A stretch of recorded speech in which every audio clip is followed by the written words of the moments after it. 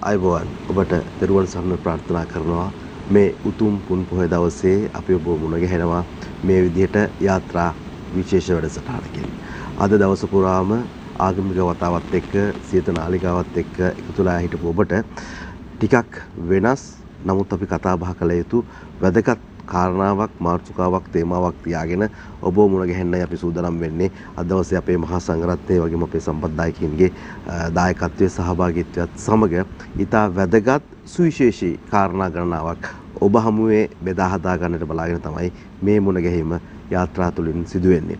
යාත්‍රා වැඩසටහන් දැන් 500 600 වගේ බොහොම දුර ගමනක් ආපු වැඩසටහන් පෙළක් විදිහට ඔබ අපිත් එක්ක හැමදාමත් එකතුලා ඉන්නවා. ඉතින් වර්තමාන කාලයේදී සෑම පුන් පොහොය දවසකම වටිනා වෙලාවක් අපි වෙන් කරගන්නවා යාත්‍රා වැඩසටහන වෙනුවෙන්. අදත් මේ ආරම්භන්නේ ඒ වගේ සුවිශේෂී වැඩසටහනක තවත් විශේෂ මාතෘකාවක් පිළිබඳව කතා බහ කරන්න සූදානම් වෙමින් අපි අද දවසේ බොහොම ගෞරවපූර්වකව නමස්කාර පූර්වක මුලින්ම අපි වැඩසටහන වෙනුවෙන් පිළිගන්න සූදානම් වෙනවා.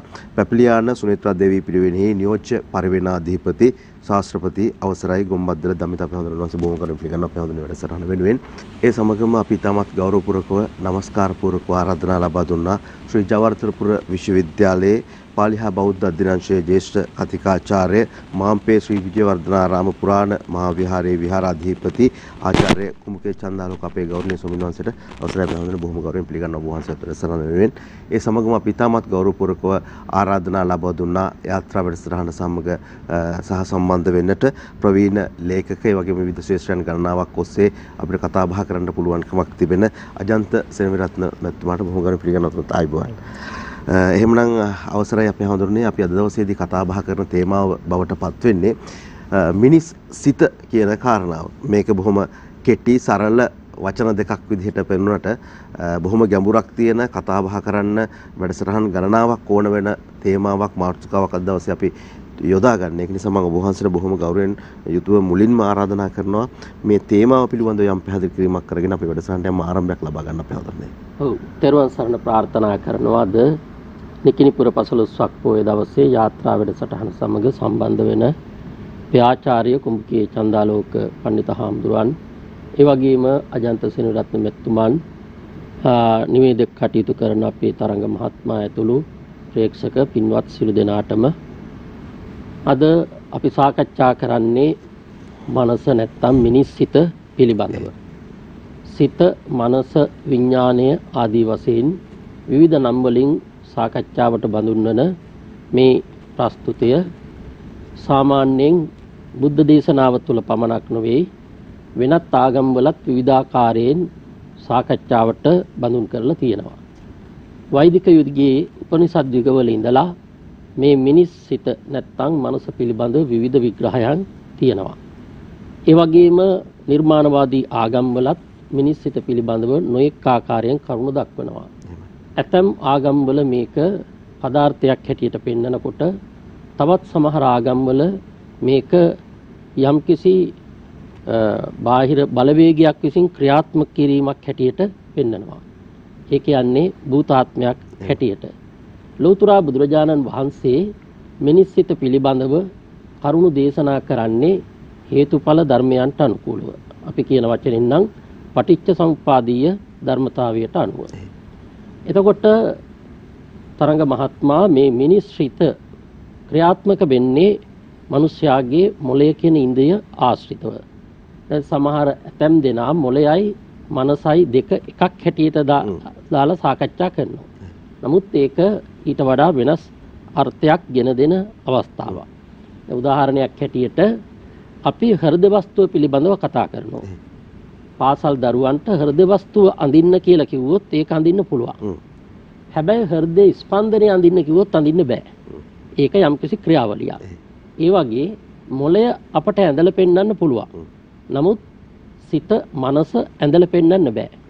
මොකද ඒක සවිඥානික ස්වභාවයක්. එතකොට මේ මිනිස් සිත පිළිබඳව විවිධ විග්‍රහයන් බුද්ධ දේශනාවේ බොහෝ සූත්‍රවල අන්තර්ගත වෙනවා. මහා වේදල්ල සූත්‍රයේදී ලෝතර බුදුහාමුදුරුවෝ මිනිස් මනස පිළිබඳව දේශනා කරන ඉතාම වැදගත් ප්‍රකාශනයක්. ඒ තමයි පබස්සර මිදම් වික්කවේ චිත්තං තංකෝ ආගන්තුකානං උපක්ඛිලේසේහි උපක්ඛිලිට්ටං කියලා.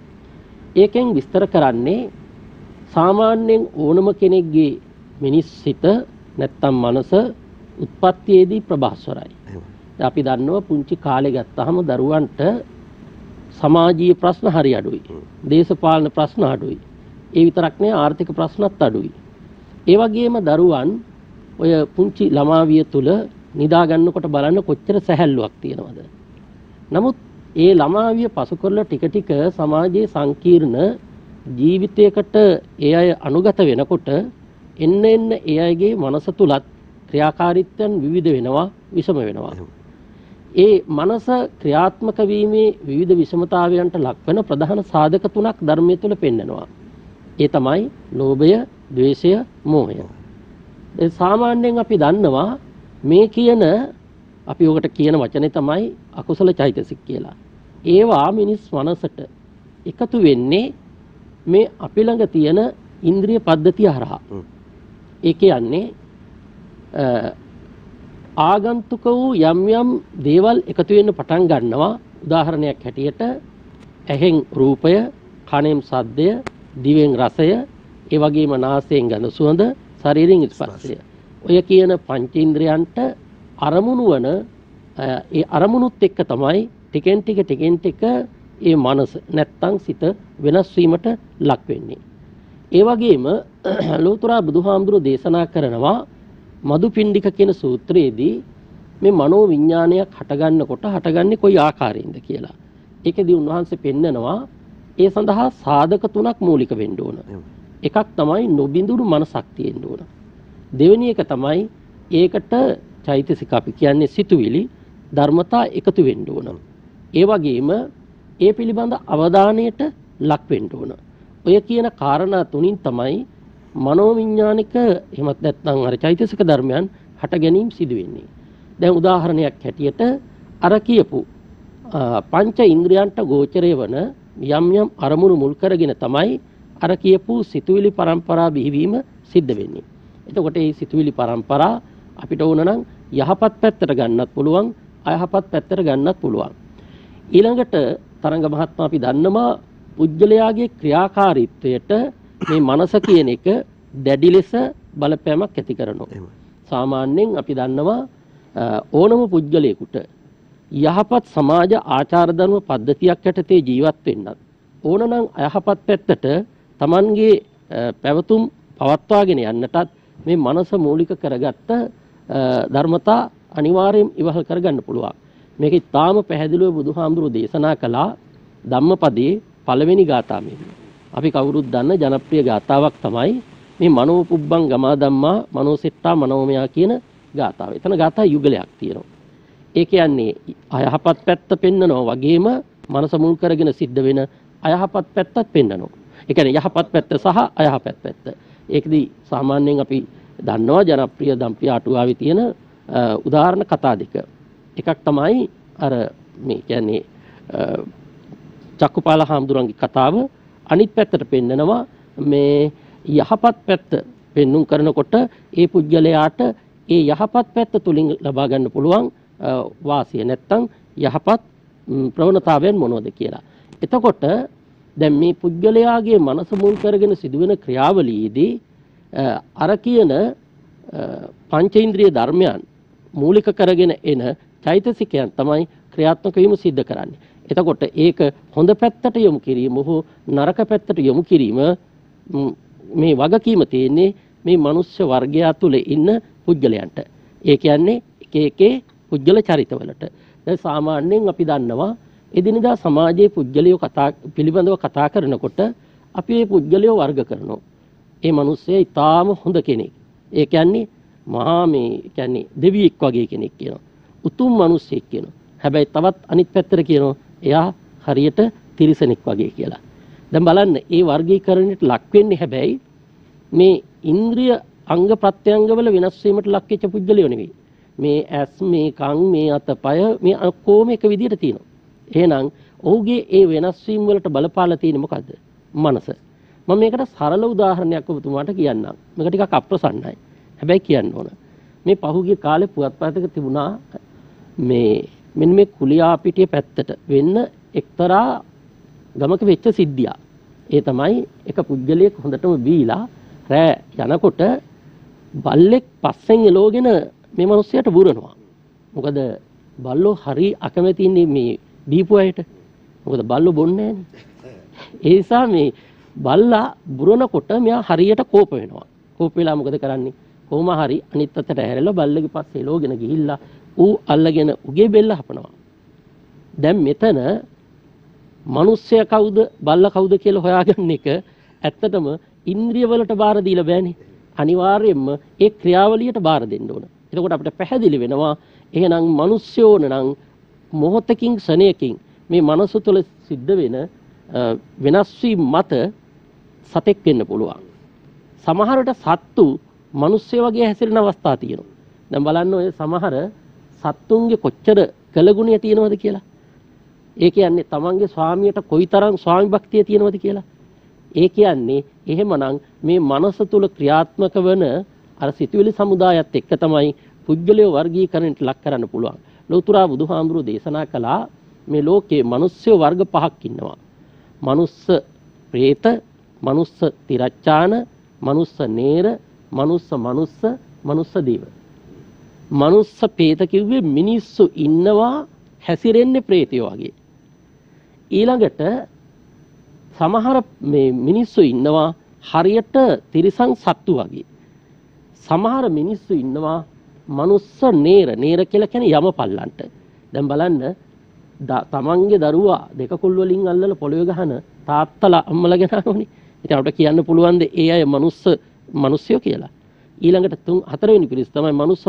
කියන්නේ මිනිස්සුયો හැටියට මේ ලෝකෙ බිහි වෙලා මනුස්ස ජීවිතයට ආවේනික යහපත් ගුරුධර්ම රැකගෙන ක්‍රියා කරන අය. අනිත් අය මනුස්ස දේව. මනුස්ස ලෝකයේ මිනිස් සංහතිය තුළ උත්පත්ති ලැබලා තියෙනවා හැසිරීම් ක්‍රියාකාරකම් අතින් ගත්තාම දෙවිවරු වගේ. ඔය සමහර පුද්ගලයෝ ගැන කතා කරනකොට කියන්නේ ඒ දොස්තර මහත්තයා නම් දෙවියෙක්. ඒ ඉස්කෝලේ මහත්තයා නම් දෙවියෙක්. ඒ ඇමතුමා නම් එහෙම නම් කියන්නේ නැහනේ. ඒ විදිහට කියනවානේ. ඒ කියන්නේ මිනිස්සුયો දේවත්වයටත්පත් වෙනවා. ඒ කියන්නේ එහෙනම් මේ මනස තුළ සිදුවන ක්‍රියාකාරකම් මත තමයි මිනිස්සු හඳුනා ගන්න පුළුවන්කම ලැබෙන්නේ. ඉතාමත් හොඳ විග්‍රහයක් සහ ඉතාමත් හොඳ ආරම්භයක් ඔබ වහන්සේ අපිට ලබා දෙනවා වැඩසටහනට. බොහොම පිං අපේ හඳුරන්නේ. මම අපේ හඳුර ගාවට එනවා. දැන් අපේ නායක ස්වාමීන් වහන්සේ දේශනා කරපු කාරණාත් එක්ක මිනිසා සහ සත්වයා වෙන් කරලා හඳුනා ගන්න සමහර තැන්වලදී අපිට හරි අපහසුයි කියලා කියුණා. ඉතින් මේ කාරණාවත් එක්කම මේ ප්‍රශ්නෙත් මම වෙනස් කරන්න බලාපොරොත්තුවක් වෙන්නේ නැහැ. අපේ වැඩසටහනට ආරම්භයක් ලබා ගනිමින් මේ මිනිස් සිත මනස කියන කාරණාවත් එක්කම ශරීරය සහ මනස එක්ක කතා බහ කරගෙන තව ටිකක් ඉදිරි ගියොත් හරි වටී අපේ හඳුනන්නේ. කපිලියාන සුනේත්‍රා මහදේවී නියෝජ්‍ය පරිවේනාධිපති රාජකීය පඬිත ගෞරවනීය ගොම්බද්දල දමිත පඬිත හාමුදුරන් වහන්සේගෙන් අවසරයි. ඒ වගේම අපේ ප්‍රවීණ ලේකාධිකාරී මෙතුමා ඒ වගේම තරංග මහත්මයා පොය දවසේ මේ වැඩසටහන ශ්‍රවණය කරන සියලුම පින්වතුන් අපේ දමිත පඬිත හාමුදුරුවෝ ඊටාම විශාල පරාසයක සංකල්ප රාශියක් ආගමානුකූලව ඒ වගේම දර්ශනානුකූලව ඉදිරිපත් කළා. ඒක අපිට ලොකු පහසුවක් වෙනවා මේ වැඩසටහන ඉදිරියට අරන් යන්න. ඒ වගේම තරංග මහත්මයා දැන් මගෙන් විමසුවා මේ මනස ගැන පැහැදිලි කරගන්න අතරෙම මේ මිනිස්සුයි සත්වයේ තේරුම් ගන්නත් අමාරු වෙනවා කියලා සඳහන් කළා කියලා. ඇත්තටම අපිට මේ මාතෘකාව බුදුදහමට අනුකූලව කතා කරන එක හරිම ප්‍රායෝගික වෙනවා. මොකද මහාචාර්ය ජෝන් හීත් කියනවා ලෝකයේ ආගම් අතරේ අතිශය මනෝවිද්‍යාත්මක ආගම තමයි බුදුදහම කියලා. එතුමා කරපු අධ්‍යයනයන්ගෙන්. ඒ වගේම මහාචාර්ය හේමචන්ද්‍ර විජේසේකර මැතිතුමා සඳහන් කරනවා සියලුම ආගම් අතුරින් මේ මනසට මූලිකත්වයේ දීපු ඒ වගේ මනෝවිද්‍යාත්මකව අදහස් ඉදිරිපත් කරන ආගමක් හැටියට බුදුදහම ඉදිරියෙන් ඉන්නවයි කියලා.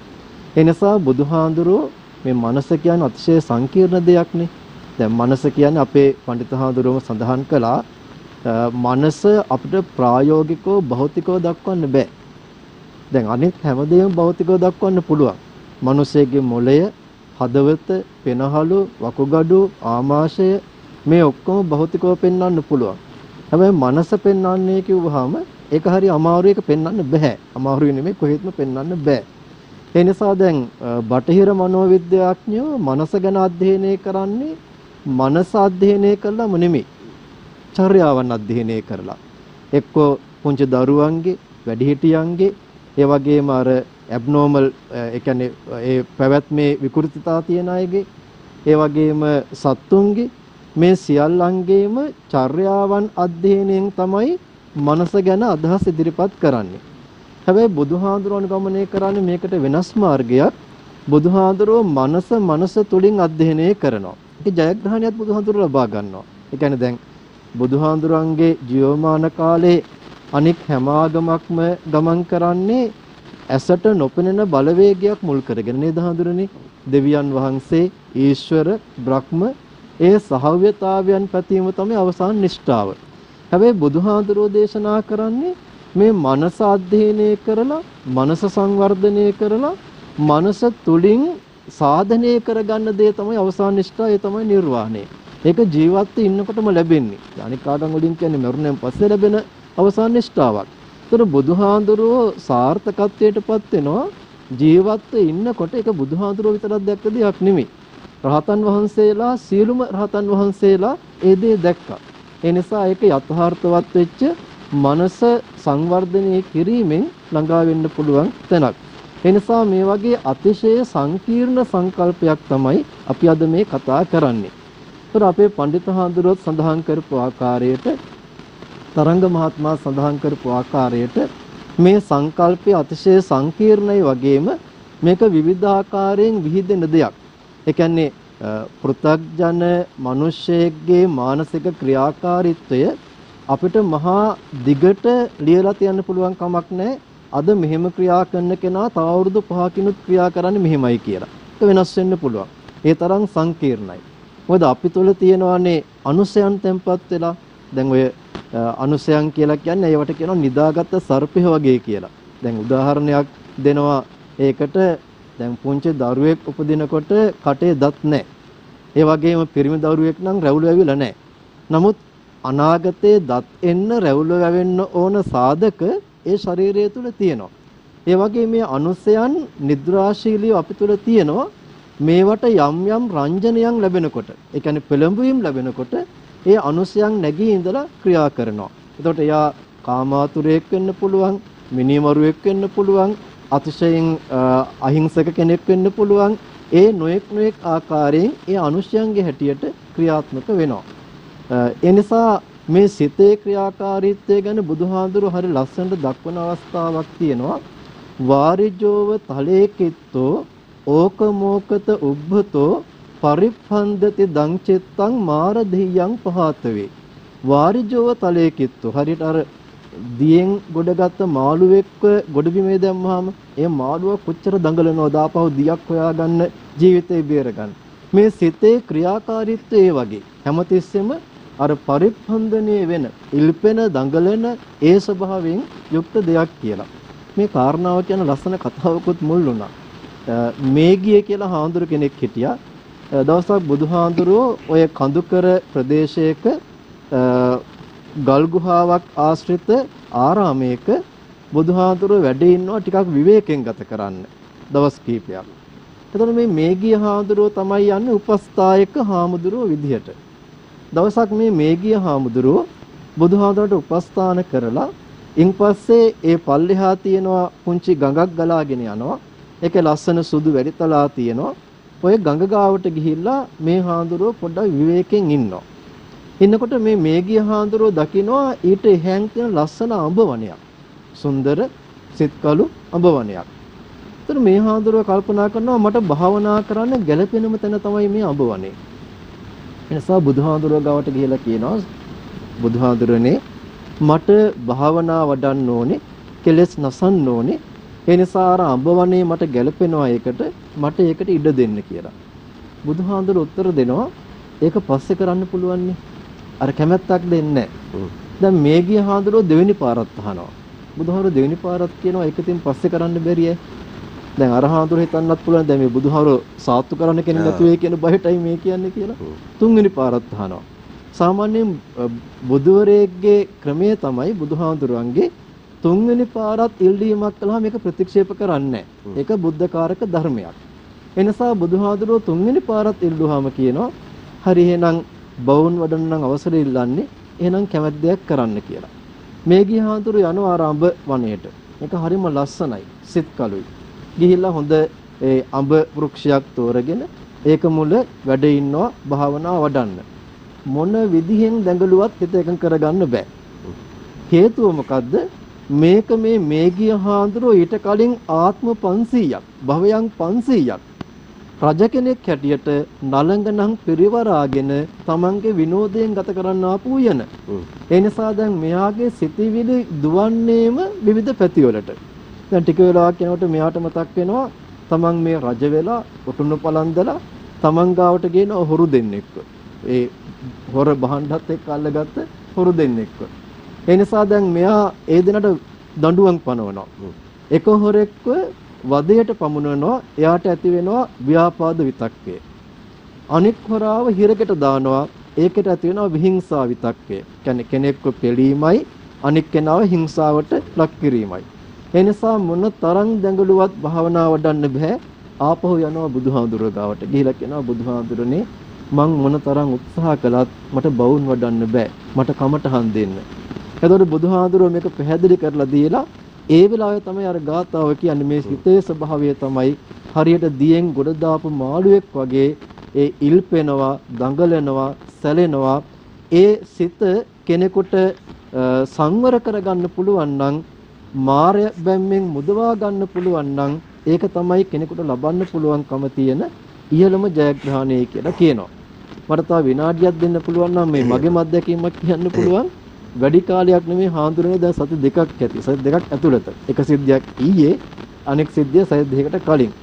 මේ දවස්වල ඉස්කෝලේ දරුවන්ව ශිෂ්‍ය නායකයන්ට තෝරගන්නවානේ. එතකොට මේ දරුවෝ දෙන්නෙක් දහම් පාසල් ආපු නැති වහේ පන්තියේ එක දරුවෙක් එක්කන් එනවා ඒ තාත්තා. එක්කන් ඇවිල්ලා කියනවා මම හුඟක් දන්න මේ දෙන්නම හුඟක් දන්න අය. ඇවිල්ලා කියනවා හාමුදුරනේ අපේ දරුවව දහම් පාසල් දැම්මේ නැහැ තමයි. නමුත් දැන් ශිෂ්‍ය නායකයෙක් හැටියට තෝරගන්න දහම් පාසල් ආවයි කියලා සහතිකයක් ඕන කරන අස්සනක් විතරයි ඕනේ හාමුදුරනේ. අස්සම් කරලා දෙන්න පුළුවන්ද කියලා. මං කිව්වා දැන් මේ වැඩේදී දරුවා දැනගන්නවා තාත්තා හැටියට ඔබතුමත් හොරෙක් කියලා හාමුදුර හැටියට මමත් හොරෙක් කියලා. ඒ නිසා දරුවව පුංචි කාලේ ඉඳලම වංචාකාරයෙක් හැටියට හැදුවොත් එහෙම අනාගතයේදී දෙමව්පියන්ට සලකන දරුවෙක් බලාපොරොත්තු වෙන්නත් එපා, ආගමට සලකන දරුවෙක් බලාපොරොත්තු වෙන්නත් එපා, ඒ වගේම ගුණගරුක දරුවෙක් බලාපොරොත්තු වෙන්නත් එපා. කොහොම හරි තමන්ගේ අරමුණට එන දරුවෙක් විතර බලාපොරොත්තු වෙන්න. ඔබතුමා ඒවට කැමති නම් මං අස්සම් කරලා දෙන්නම්. අවාසනාව තරංග මහත්තයා එක තාත්තා කෙනෙක් කමන්නේ හාමුදුරනේ කියලා මගෙන් අස්සම් කරන් යනවා. අනෙක් තාත්තා කියනවා හාමුදුරනේ හාමුදුරුවෝ කියපු දේ මට හොඳටම පැහැදිලියි. හාමුදුරනේ එක තමයි වෙන්න ඕනේ. මට මේ දරුවව වංචා කරලා යවන්න ඕනේ නැහැ. ගුණවත් දරුවෙක් කරන්න ඕනේ. හාමුදුරන්ට පිං සිද්ධ වෙනවා මේක පැහැදිලි කරලා දුන්නට කියලා. ඒතර මේ මනසේ ක්‍රියාකාරීත්වය නේ දෙන්නගේ එක්කෙනෙක්ගේ මනස කොයිතරම් ඉහළයිද අනෙක් කෙනාගේ මනස කොයිතරම් ප්‍රාථමික මට්ටමකද තියෙන්නේ. අර හාමුදුරුවෝ කිව්වා වගේම අපි මනුෂ්‍ය හෝ මනුෂ්‍ය දේව නොවේ.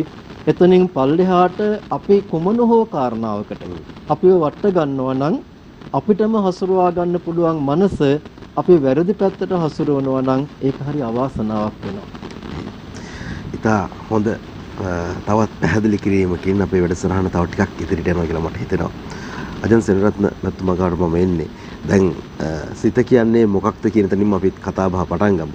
ඒ වගේම අපේ ගෞරවනීය මහා සංඝරත්නය දේශනා කරපු කාරණාත් එක්ක මිනිස් සිත වෙනස් වුනහම සතෙක්ද මිනිහෙක්ද කියලා හොයාගන්න බෑ කියලා අපිට සමහර තැන්වලදී තේරෙනවා. ඒක නිසාම අජන්ත සෙනරත්න මහත්මයා සිත සහ කය කියන දෙකෙන් වඩාත් වැදගත් මොකක්ද කියලා අපිට ටිකක් හිතාගන්න බෑ වගේ එකක් තියෙනවා. නොඒ කාරණා ටික පැහැදිලි කරගෙන වැඩසටහන ඉස්සරහට ගියොත් හරි වටී. අවසරයි අපේ හාමුදුරන්ගේ තරංග මට මේ මාතෘකාව ගැන මුලින්ම සඳහන් කරපුවාම එකපාරටම හිතට ආවා මේ නැත්තම් මතකයෙන් නැගුණා මේ එක්තරා ගීතයක කොටසක්. බහලා ඇති මේ සුනිල් ඉදිරිසිංහ මහත්තයා කියන සිත මහ පුදුම තැනක් දිදුලන මහරුමිනක් හසරලි වතල වතක් විටකදී නොනිමි දුකක් කියලා. මේ පද හතරේ මේ හිත ගැන ගොඩක් දේවල් කියනවා.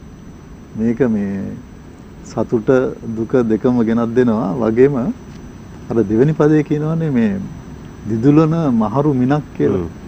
මට හිතෙනවා අද මේ සාකච්ඡාවේදී අපිට වැදගත් වෙන්නේ අන්න එතන. මේ සිතේ ඇත්ත ස්වභාවය. මේ දිදුලන මහරු මිනක් කියන ස්වභාවය මතු කරගන්න අපිට මේ සාකච්ඡාව ගොඩක් වැදගත් වෙයි. දැන් තරංගගේ ප්‍රශ්නයට ආපුවම තරංග දැන් මිනික් සිත බෞද්ධ ගිහියට වඩා වැදගත් වෙන්නේ ඇයි මේක අපි මේ සිත කය කියන දෙකක් එකට එක්කව කරපු තැනක් හැටියට තමයි අපි අපේ ජීවිතේ අපි දකින්නේ. සිත සහ කය එකතුවක්. අපි සාමාන්‍යයෙන් එහෙම නැත්නම් බෞද්ධ හැටියට අපි හැමතිස්සෙම කල්පනා කරනවා අපි සාංශාරිකව ගමනක් යන සත්ව කොටාසය ඉපදෙනවා මැරෙනවා ඒක නැති කර ගැනීම සඳහා තමයි අපි උත්සාහ කරන්නේ. අපි නිර්වාණය ගැන උනන්දු වෙන්නේ ඒක නැති කරගන්න. හැබැයි මේ සාංශාරිකව යන නිසා තමයි අපි මේ සිතට පිටර බය.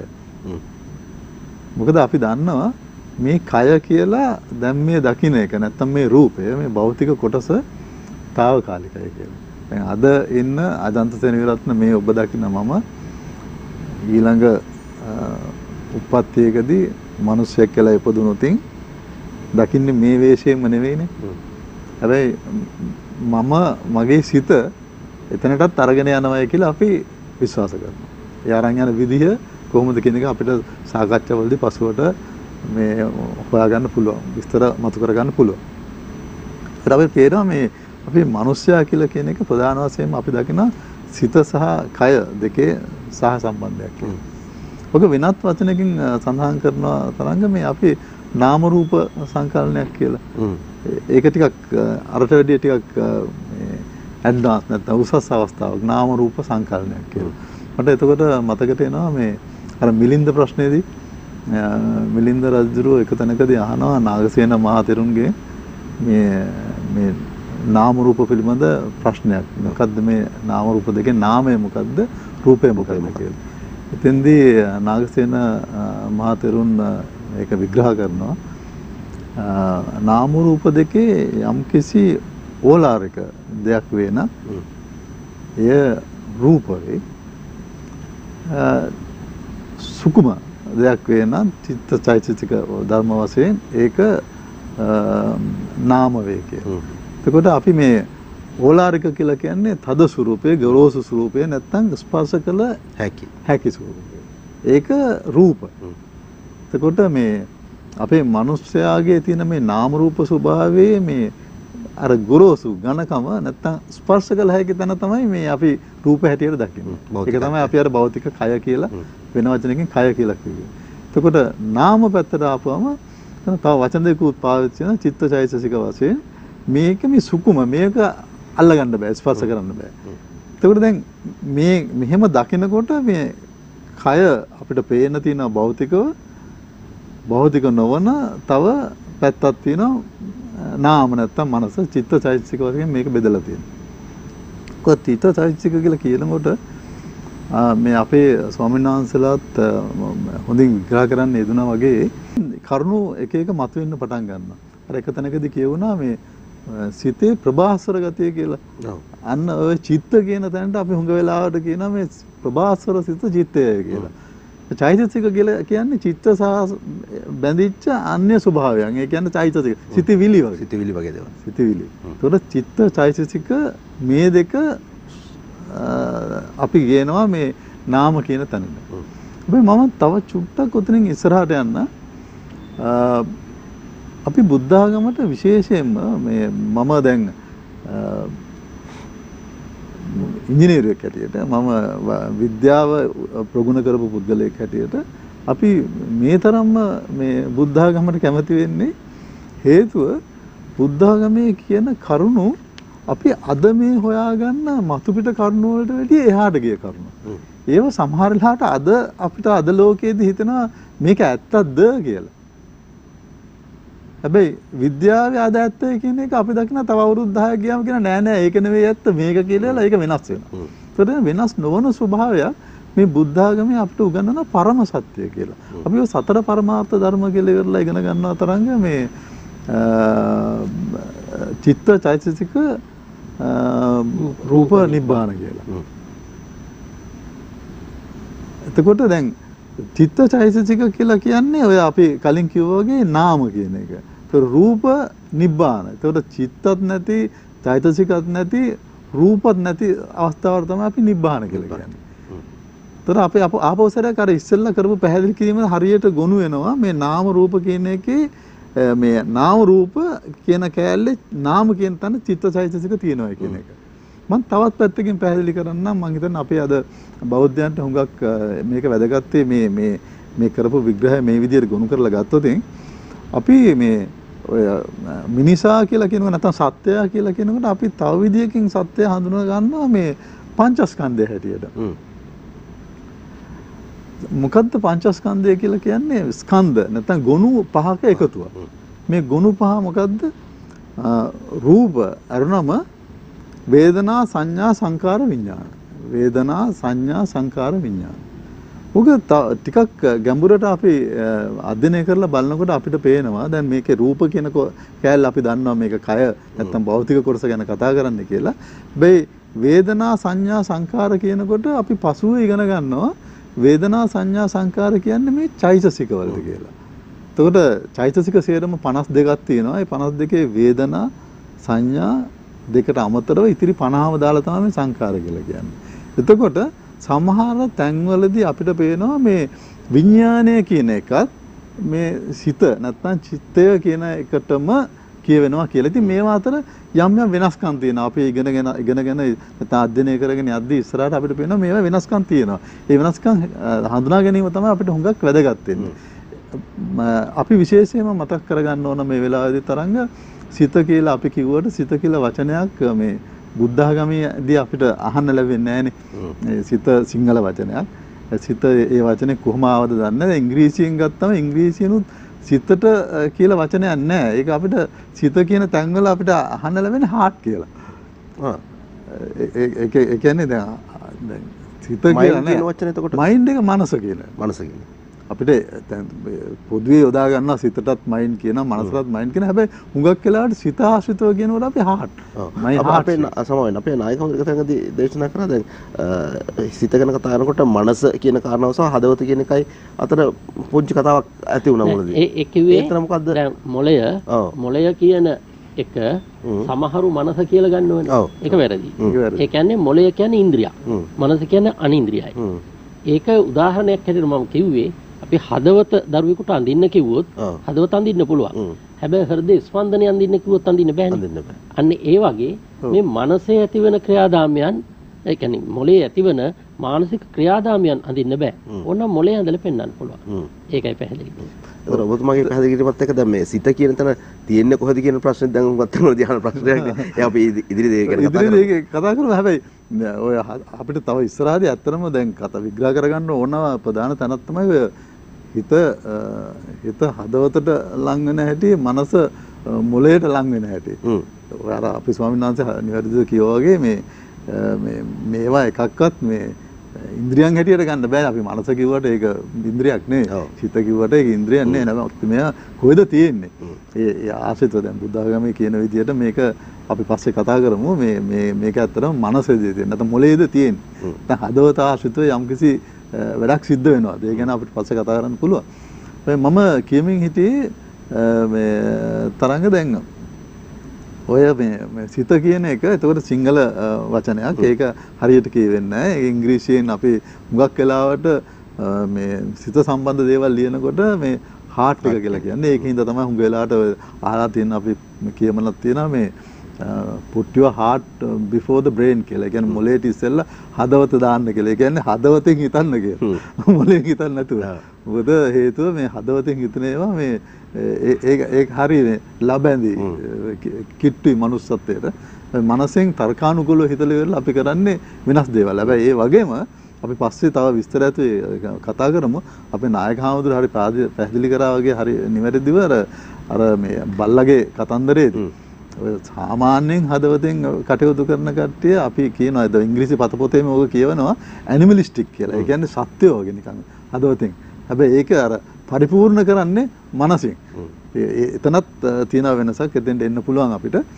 සිත ගැන මම අවසාන වශයෙන් කිව්වොතින් මේ තරංග මේ සිත මම බුද්ධ ආගමේ කියවලා තියෙන හැටියට ඇත්තටම මේ දස විදියකට පෙන්눔 කරනවා. එක එක 10 විදියකට පෙන්눔 කරනවා. ඔය චිත්තය කියන එක ප්‍රවාස්තර සිත කියලා කිව්වා. ඔය තව ඊට කිට්ටු වචනයක් කියනවා මනෝ කියලා. මනෝ කියලා කියන්නේ ඇත්තටම මේ ඒ ප්‍රභාස්වර සිත යොදාගෙන අපි යම් යම් මැනීම් කරනවා. දැන් මේවා මෙහෙමයි කියලා හිතන අපි මනෝ ගන්නවා කියන්නේ. මනෝ ස්වභාවය. ඊළඟට තව වචනයක් කිට්ටුවෙන්ම පාවිච්චි වෙනවා මානසං කියලා. ඒ කියන්නේ එහෙම මැනීමක් කරලා ගත්ත දේවල් එහෙම අරගෙන ඉවරලා ගොනු කරලා ගත්තම ඒක මානසං. මේ එක හිතේම එක එක ස්වභාවයක්. තව ලස්සන එකක් තියෙනවා මේ ප්‍රභාස්වර සිත කාමයේ ගැලීම. නැත්නම් ඒ ආශ්‍රිතව රැඳීම අපි හදයන් කියලා වචනයකුත් පාවිච්චි කරනවා. ඒ වගේ නිකන් තව වචන ලස්සන 10ක් තියෙනවා අපේ ස්වාමීන් වහන්සේලා මේ ගැන මට වැඩි හොඳට විස්තර ගන්න පුළුවන් වෙයි. මේ ඒ හැම වචනකදීම පේනවා අපිට මේ සිත හැසිරෙන ස්වභාවය විස්තර කරනවා. එතකොට අපිට සිත මෙහෙමයි කියලා එකපාරම කියන්න අමාරු ගතියක් තියෙනවා.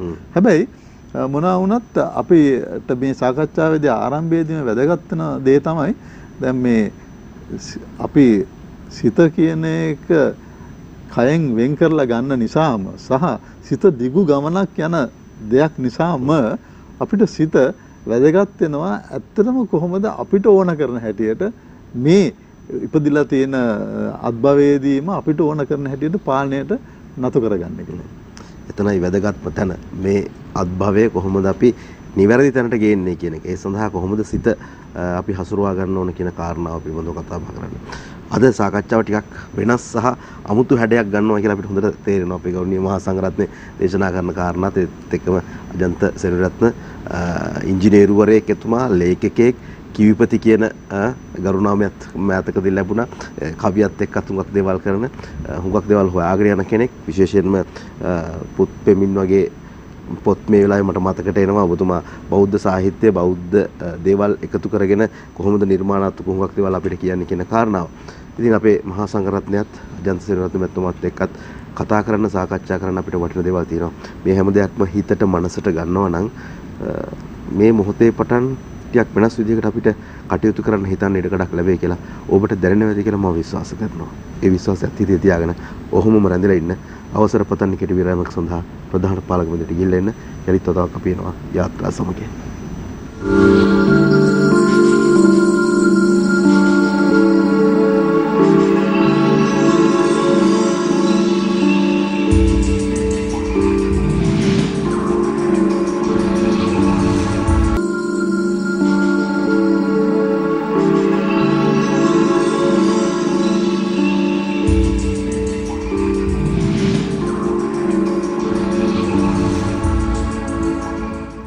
අවිදු අඳුර දුරු කරන්නට ආලෝකයක් සොයාගෙන යන්න තමයි යාත්‍රා වැඩසටහන වසර ගණනාවකට එහා ආරම්භ කළේ. අපේ ජ්‍යෙෂ්ඨ උපදේශකතුමන් ප්‍රියන්ත කාර්යපෙරුම මහත්මයාගේ සංකල්පයක් විදිහට ආරම්භ කරපු වැඩසටහන ඔබ දන්නවා අපි වසර ගණනාවක් ඔබ මේ විදිහට මුණ ගැහෙමින් ජීවිතයට අර්ථවත් දේවල් අපි ඔබත් එක්ක බෙදා හදා ගන්නවා. ඒ සඳහා අපේ ගෞරවනීය මහා සංඝරත්නය ඒ වගේම ගිහි පාර්ශ්ව නියෝජනය කරන විද්වතුන් හැමදාමත් මේ වැඩසටහනට අපි බොහෝම ගෞරවයෙන් ගෙන්වා ගන්නවා. අද දවසේත් එවැනි වූ මනා සහභාගීත්වයකින් මහා සංඝරත්නයේ වැඩමවීමෙන් ඒ වගේම අජන්ත සෙනරත්න මැතිතුමාගේ සහභාගීත්වයත් එක්ක අපි වැඩසටහන අද දවසේ ඔබ වෙත දෙන්න කරන වෙලාවක මිනිස් සිත පිළිබඳව මනස පිළිබඳව අපි කතා බහ කරනවා. බොහොම සරල තැනකින් පටන් අරගෙන සමහර ගැඹුරු තැන් වලටත් ඒ සරල බව තියාගෙනම මේ අපේ විද්වත් සභාව මේ වැඩසටහන ගෙනියනවා කියලා ඔබට හොඳින් දැනෙනවා. ඉතින් ඒ නිසාම අපි ඊළඟ පියවරට යන්න සූදානම් වෙනවා විරාමයෙන් පස්සේ. අවසරයි අපේ හඳුරන්නේ දැන් මේ අපි කතා බහ කරපු දේවල් ඔබ වහන්සේලා පැහැදිලි කරලා දුන්න කාරණාත් එක්ක හිත කියන එක සිත කියන එක තියෙන්නේ කොහෙද? එතකොට සත්‍යයේ හිතක් ඇති වෙන්නේ ඉපදෙනකොටමද? එහෙම නැත්නම් ඊට පස්සේද? මෙන්න මේ වගේ ටිකක් සමහර විට ස්පර්ශ කරන්න බැරි තැන්වල තියෙන කාරණා වෙන්න පුළුවන්. මේවා කොහොමද අපේ හඳුන්නේ පොඩ්ඩක් බුදුදහමත් එක්ක සමාජීය කාරණාත් එක්ක අපිට පැහැදිලි කරගන්න පුළුවන්කම තියෙන්නේ? ඔව් තරංග මහත්මයා දැන් ඇත්තටම ධර්මයේ තුල විස්තර කරන ආකාරයට නම් පුජ්‍යලයාගේ ආරම්භය කියන්නේ උත්පත්තියේ පළවෙනි පියවර තමයි විඥානය හට ගැනීම. ඒ කියන්නේ ලෞතර බුදුහාමුදුරුවෝ ළඟට වරක් බමුණෙක් ඇවිල්ලා අහන ප්‍රශ්නයක්. බුදුහාමුදුරන්ගෙන් අහන්නේ මොකද්ද? භාග්‍යවතුන් වහන්සේ ඔබ වහන්සේ කියනවා මිනිස්සු මැරුවාම නැවත උපදිනවා කියලා. උපදින්නේ එයාමද නැත්නම් වෙන කෙනෙක්ද? බුදුහාමුදුරේකට දුන්න උත්තරේ තමයි ඔහුමත් නෙවෙයි වෙන කෙනෙකුත් නෙවෙයි. ඒ පාර බමුණට කේන්ති කියනවා.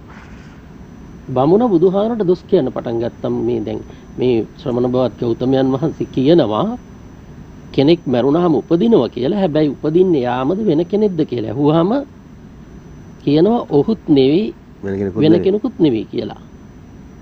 ඉතින් ඒ පාර බුදුහාමුදුරේක පැහැදිලි කරනවා. බුදුහාමුදුරුවෝ කියනවා ඔහුම නෙවෙයි කියලා කියන්නේ ඔහු ශරීරයෙන් නැවත යන්නේ නැහැ. ඒ කියන්නේ ඊළඟ භවයට. දැන් අපි හිතමු අවුරුදු 85ක කෙනෙක් මරණයටපත් වුණා කියලා. ඒ මරණයටපත් වුණු කෙනා 85 අවුරුද්දක් තිස්සේ නඩත්තු කරපු ශරීරය දාලා යනවා. ඊළඟට එයා ආයිමත් අලුත් තැනක උපදිනකොට ඒ උපදිනකොට එයාට තියෙන්නේ 85 අවුරුද්දක් නඩත්තු කළ ශරීරයක් නෙවෙයිනේ. බොහොම කිරි කැටි මොළ කැටි යත්පා. එතකොට එහෙනම් එතකොට එයාගේ වෙලා තියෙන්නේ මොකද්ද? තරංග මහත්මයා ශරීරය අලුත් වෙලා. මරණව කියන්නේ ඇත්තටම මොකද්ද? මැරිලා නැවත උපදිනවා කියන්නේ ශරීරය අලුත් වීම. බුදුහාමුදුර දේශනා කළේ ඒකයි නචසෝ නච අඤ්ඤෝ. ඔහු නෙවෙයි. ඔහුම නෙවෙයි. ඔහුම නම් ශරීරය යන්න උනා. ඒ විදිහට. නච අඤ්ඤෝ. හැබැයි වෙන කෙනෙකුත් නෙවෙයි. ඇයි වෙන කෙනෙකුත් නෙවෙයි කිව්වේ? එයාගේ ශරීරය අත්හැරියට එයාගේ චිත්ත පරම්පරාව ගමන් කරනවා. සමාවෙන්න අපි හඳුනන. එතකොට දැන් ඔය යම් තැනක කියවෙනවද ඒ චිත්ත පරම්පරාව නැත්නම් ඒ මනස ඒ චර්යාවන් සියල්ලම ගෙනියනවා කියලාද කියන්නේ? සියල්ලම ගෙනියනව නෙවෙයි. නමුත් එයා රැස් කරගත්තා වූ කර්ම ශක්තිය නෙමෙයි චිත්ත පරම්පරාව කියලා කියන්නේ. එතකොට ඒ කර්ම ශක්තිය එයා එක්ක ගමන් කරනවා. ඒ අවශ්‍ය කර්ම ශක්තියින් ඒ ස්ථානවලදී අවස්ථාවලදී එයාගේ උත්පත්තියට සහ එතනින් එහාට ජීවිතයට බලපෑම් ඇති කරනවා. ඒකයි දැන් සාමාන්‍යයෙන් අපි කියන්නේ කෙනෙක් මරණයටපත් වුණාට පස්සේ කියන්නේ ශරීරය අපේ අජන්ත මහත්මයා කිව්වාගේ මේ පංච උපාදානස්කන්ධයන් තුල තියෙන රූපස්කන්ධ ඉතුරු වෙනවා වේදනා සංඥා සංකාර විඥාන ඉවත් වෙනවා. දැන් බුදුහාමුදුරුවෝ දේශනා කරනවනේ මොකද්ද මේ මරණය කියලා කියන්නේ? මරණයේ අවස්ථා තුනක් වෙනවා. මොකද්ද අවස්ථා තුන? සමුච්ඡේද මරණය, ක්ෂණික මරණය, සම්මුති මරණය. සමුච්ඡේද මරණය කියලා කියන්නේ තරංග මහත්මයා බුදුවරු රහතන් වහන්සේලා පත්වන තත්ත්වය. ඒ කියන්නේ සහ මුලින් මරණය අවසන් කිරීම. නැවත උත්පත්තියක් නෑ. උත්පත්තියක් නැත්තේ තණ්හාව අවසන් කරලා. උත්පත්තියට හේතු වන තණ්හාව අවසන් කළාට පස්සේ ඒක නා නිවන් දැක්ක උත්මී. බුදුවරු පස්සේ බුදුමහරහතන් වහන්සේලා ඒ තත්ත්වයටපත් වෙනවා. ඒ ඇත්තන්ගේ මරණය තමයි සමුච්ඡේද මරණය කියලා හැඳින්වෙන්නේ. ඊළඟට ක්ෂණික මරණය. දැන් ක්ෂණික මරණය කියලා කියනකොට ගොඩක් අය මතක් කරගන්නේ හනික නැත්නම් එක පාට වෙන. ඔය කියන්නේ කතා කර කර ඉන්න ගමන් වාඩි වුණා පුටුවේ බෙල්ල පැත්තකට ඇදුණා ක්ෂණිකවනේ මැරුණා. ඒ මරණය නෙවෙයි. ක්ෂණයක් පාසා සිද්ධ වෙන මරණය. ඒකට වචනයක් පෙන්නනවා ධර්මයේ ක්ෂණ භංගුර බව. ක්ෂණ කියන්නේ තත්පරයෙන් 100න් පංගුවයි. සෑම තත්පරයෙන් 100න් පංගුවක් පාසා මේ ශරීරය බිඳෙනවා. බිඳෙනවා කියන්නේ වෙනස් වෙනවා. දැන් අවුරුද්දක දරුවෙක්ගේ පින්තූරයක් හොරෙන් අරගෙන තියලා අවුරුදු 40ක් වෙනකම් අවුරුදු 40 දී යාට පෙන්නුවොත් මේ පින්තූරේ ඉන්න කෙනා අඳුරන්න පුළුවන්ද කියලා අඳුරන්න බෑනේ. කියයි මට නම් බෑ. ඒකට කියනවා නෑ කවුරුවත් නේ ඔයාමයි ඉන්නේ. කියයි බොරු කියන්න නැතු යනවා හලෝ කියලා. ඒ කියන්නේ Tamanට Taman අඳුර ගන්න බැරිව තරමට වෙනස් වෙලා. අන්න ක්ෂණික මරණය. අර කියමනක් තියෙනවා එක ගඟකට දෙවරක් බහින්න බෑ. ඊට පස්සේ දෙවෙනි කියමන තමයි එක්කෙනෙක් දෙවරක් දකින්න බෑ. දැන් මම මේ කතා කරන ගම ඔබතුමා එක්ක තත්පර දෙකකට ඇස්පිය විලා ඊළඟ තත්පරේ ඇස්සල්ල බලනකොට ඔබතුමා නෙවෙයි ඉන්නේ. කෙනෙක් කියයි එහෙනම් අපි අඳුරගන්න. අපි ඒ තරමට විඥානය දිනු කරගෙන නැහැ. ඒ කියන්නේ විදර්ශනා පැත්තට ගිහිල්ලා නැහැ. හැම තත්පරෙන් 100න් පංගුවක් පාසාම මේ ශරීරෙ බින්දෙනවා. බින්දෙන අවස්ථාව හැබැයි අපිට දැනෙන මොහොතවල තියෙනවා. ඒක ටිකක් කල් යනවා. ඒ සමහරු රට ගිහිල්ලා මම කියන්නේ එයා දැන් මහත් වෙලා උස වෙලා එහෙම නැත්නම් පාට වැටිලා ඒ අපි භෞතිකව දකින දේ. මේ සමස්ත ශරීර පද්ධතිය තුළම ඔය ක්ෂණික මරණ ධර්මතාවය සිද්ධ වෙනවා. ඒ දෙවෙනි මරණය. තුන්වෙනි මරණය තමයි සම්මුති මරණය. අපි දන්න අපි හඳුනන අපට පුරුදු මරණය. ඒ මරණයට තමයි ඒ මරණය වෙන්නට බලපාන කාරණා තුනක් බුදුහාමුදුරු දේශනා කළා. ආයු උස්මාච විඥාන. යදා කාම යං ජහන්තිම. කියන්නේ ආයුෂය, උෂ්ණත්වය සහ විඥානය. මේ ශරීරයෙන්, ඒ කියන්නේ රූපස්කන්ධයෙන් ඉවත් යාම. එතකොට ආයු කියලා කියන්නේ අපි මේ ලෝකෙට එනකොට රැගෙන යම්කිසි නිශ්චිත ආයුෂ ප්‍රමාණයක් තියෙනවා. ඒ කියන්නේ ඔය කියන වචනේ නම් ගැරන්ටි පීරියඩ් එක. එතකොට ඒක පෙර කර්ම ශක්තියත් එක්ක එන්නේ. ඒකට බුදුහාමුදුරුවෝ අර සුභ මානවකයට චුල්ලකම් විභංග සූත්‍රයේදී පෙන්නනවා. ඔය ප්‍රශ්නේ අහනෝනේ සුභානකයා. සුභානකයා ආන්නේ මොකද්ද? දිස්සන්ති බෝ ගෞතම මනුස්ස අප්පායුකා දිස්සන්ති දීඝායුකා. බුදුහාමුදුරුවෝ මේ ලෝකේ සමහර අය දීර්ඝ කාලයක් ජීවත් වෙනවා. සමහර කාලයක් බොහොම අය කෙටි කාලයක් ජීවත් වෙන්නේ. ඇත්තනේ. 150 වල ජීවත් වෙන අය ඉන්නේ. ඉපදිච්ච හැටි දරු මැරෙන්නේ නැද්ද? කුසේදී මැරෙන්නේ නැද්ද? මේක අහනවා. එකපාර බුදුහාර දේශනා සුභෝක කර්මය කියනවා. මොකද්ද? සමහර පුද්ගලයෝ උපදින භවයන්හි ප්‍රාණඝාත ආදී අකුසල කර්ම කරනවා. අඩු අවසෙන් මැරෙනවා. සමහර අය සතුන්ට අභය දෙනවා, සතුන්ට කරුණාව දක්වනවා, සතුන්ගේ ජීවිත රකින්නවා. අන්න දීර්ඝායුෂ ලැබෙනවා. ඒ කියන්නේ ආයු කියන සාධකයේ එහෙනම් පෙර කර්මයක් එක්ක. ඒ කියන්නේ පෙර කරපු කර්මය අර විඥානයත් එක්ක එකතු වෙලා ඇවිල්ලා නැද්ද? ඇවිල්ලා තියෙනවා. ඊළඟට උස්මාච දෙවෙනි අවස්ථාව ශරීරයේ පවතින අභ්‍යන්තර බාහිර ඉන්ද්‍රිය රකින්න උෂ්ණත්වයේ ශරීරයෙන් ඉවත් යාම. දැන් ඉස්සර පැරැන්නෝ තරංග මහත්මයා කෙනෙක්ට සර්පයෙක් එහෙම දෂ්ට කළාම එයාට කොච්චර පණ තියෙනවද කියලා දැනගන්න කරපු වැඩක් තිබුණනේ. මොකද්ද? මිදුණු ගිතෙල් හැන්දක් තියෙන යාගේ පපුව මත.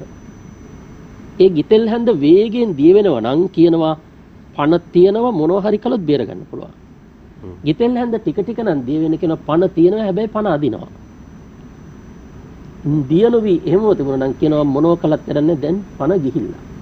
අර ගිතෙල් හැන්ද දිය වෙන වේගය අඩු වැඩි උනේ මොකක් මතද? ශරීරයේ තියෙන උස්සත්ය මත. දැන් කෙනෙක් මැරුණා කියලා දැනගන්න සරලවම අදුණක් කරන පරීක්ෂණය මොකද ඇඟට අත තියලා බලන්න. ඇඟේ සීතල නැහැ අපි කියන පණ ගිහිල්ලා කියලා. එහෙනම් අර බුදුහාමුදුරු දේශනා කළ උෂ්ණත්වය උස්මාච. තුන්වෙනි කාරණේ තමයි විඥාණය. විඥාණය කියලා කියන්නේ ඔන්න අපි අර කියපු සංස්කාර ධර්මයන්ගේ එකතුව. ඒ කියන්නේ සිත. එතකොට එයාගෙන් ඉවත් වෙලා යන්නේ අන්නේ විඥානයේ අවසානයේට. ඒක සරලව කියනවනම් හරියට ගහක කුරුල්ලෙක් කූඩුවක් හදාගෙන ඉන්නවා වගේ. මම මේ කියන්නේ මේක දාර්ශනිකව ගන්න එපා. මම මේ සරල උපමාවක්. ඒ කියන්නේ ගහ මුල ගින්නක් හටගත්ත කියලා හිතන්නකෝ. අර කූඩුවට මේ ගින්නේ රස්නය වදින මායම එනකොට මොකද්ද කරන්නේ? කුරුල්ලා කූඩුව ගැන හිතන්නේ නැහැ, පැටවු ගැන හිතන්නේ නැහැ, විතර වහාම ගිල්ලා යනවා. ගිහිල්ලා වෙන ගහක කූඩුවක් හදන්න පටන් ගන්නවා. විඥානියත් එහෙම තමයි. ආවශ්‍ය උෂ්ණත්වය ඉවත් ගියාට පස්සේ ආයිමත් අර ගහ මේ රූපේ නැමැති ගහත් එක්ක ගනුදෙනුවන්නේ නැහැ. අතාරිනවා. අන්න විඥානිය ඉවත් වෙනවා. ඉවත් වෙන විඥාණය තමයි ඊළඟ ප්‍රතිසන්දියට ගමන් කරන්නේ.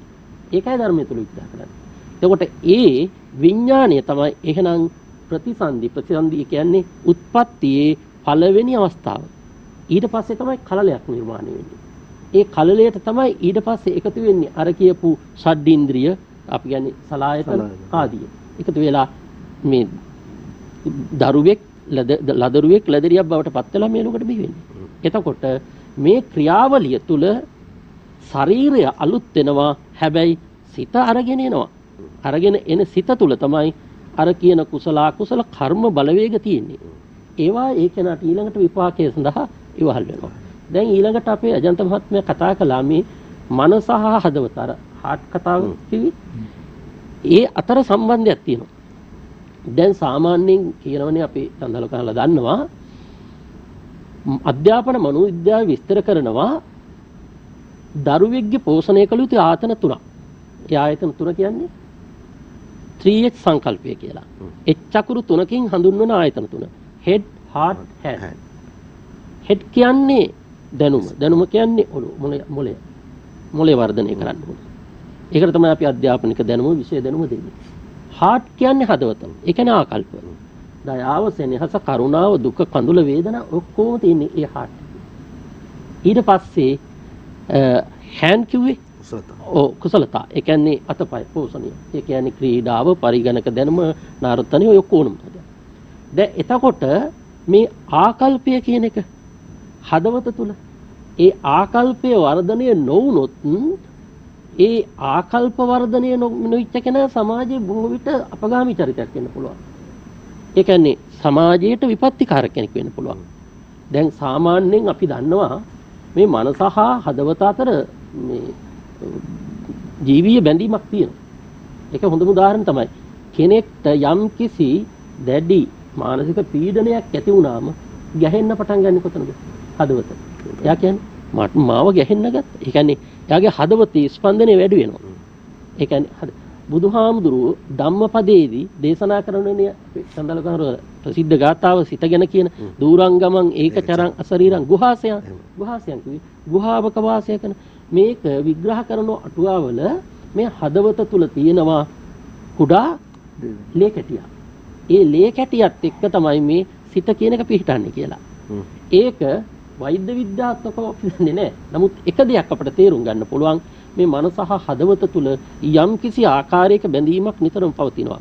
ඒ කියන්නේ ඒ පුද්ගලයාගේ හදවත මේ මනස තුල සංවේදී චෛතසිකයන් ඇති වෙනකොට ඒක හදවතට දැනෙනවා. මගේ දැන් සමහර අවස්ථාවල දරුවෝ නැති වුණාම අම්මලගේ ලය පැලෙනවා කියන එක හදවත පැලෙනවා කියන එක දැන් ඕවා පොත්වල තිබුණාම කියන මොන බොරුද එහෙම. නමුත් මේ හිටිගම පුවත්පත්වල ප්‍රවෘත්ති නැද්ද? අම්මගේ හදවත නතර වෙලා නැත්නම් හදවත පැල්ලා මරණයටපත් වුණා කියලා දරු දුකට එහෙම වෙනවා. ඒ කියන්නේ එහෙනම් මේ හදවත සහ මනස අතර තියෙන ලොකු බැඳීමක් සම්බන්ධයක්. ඒක තමයි. එතකොට මේ ඊළඟට අනිත් වැදගත් කාරණය තමයි තරංග මහත්මයා මේ මනුස්ස ශරීරය සමස්තය හැටියට ගත්තාම හරි පුදුම සහගත පිහිටීමක් නේ තියෙන්නේ. දැන් බලන්න මේ ලෝකේ ජීවත් වෙන ජීවීන් අතර කසේරුකාව සිරස් අතට තියාගෙන අපි කියන වචනෙන් නම් කොන්ද කෙලින් තියාගෙන ඇවිදින එකම සතා කවුද? මිනිස්සයා විතරයි. දෙපයින් ඇවිදින එකම සතා මිනිස්සයා. අනිත් ඔක්කොම සත්තුන්ගේ කසේරුකාව පිහිටන්නේ තිරස් අතටනේ. බලන්න මේ මනුස්ස ශරීරයේ පිහිටීම දෙපතුල් වල ඉඳලා හිස දක්වා ගත්තම කොච්චර අගේද කියලා.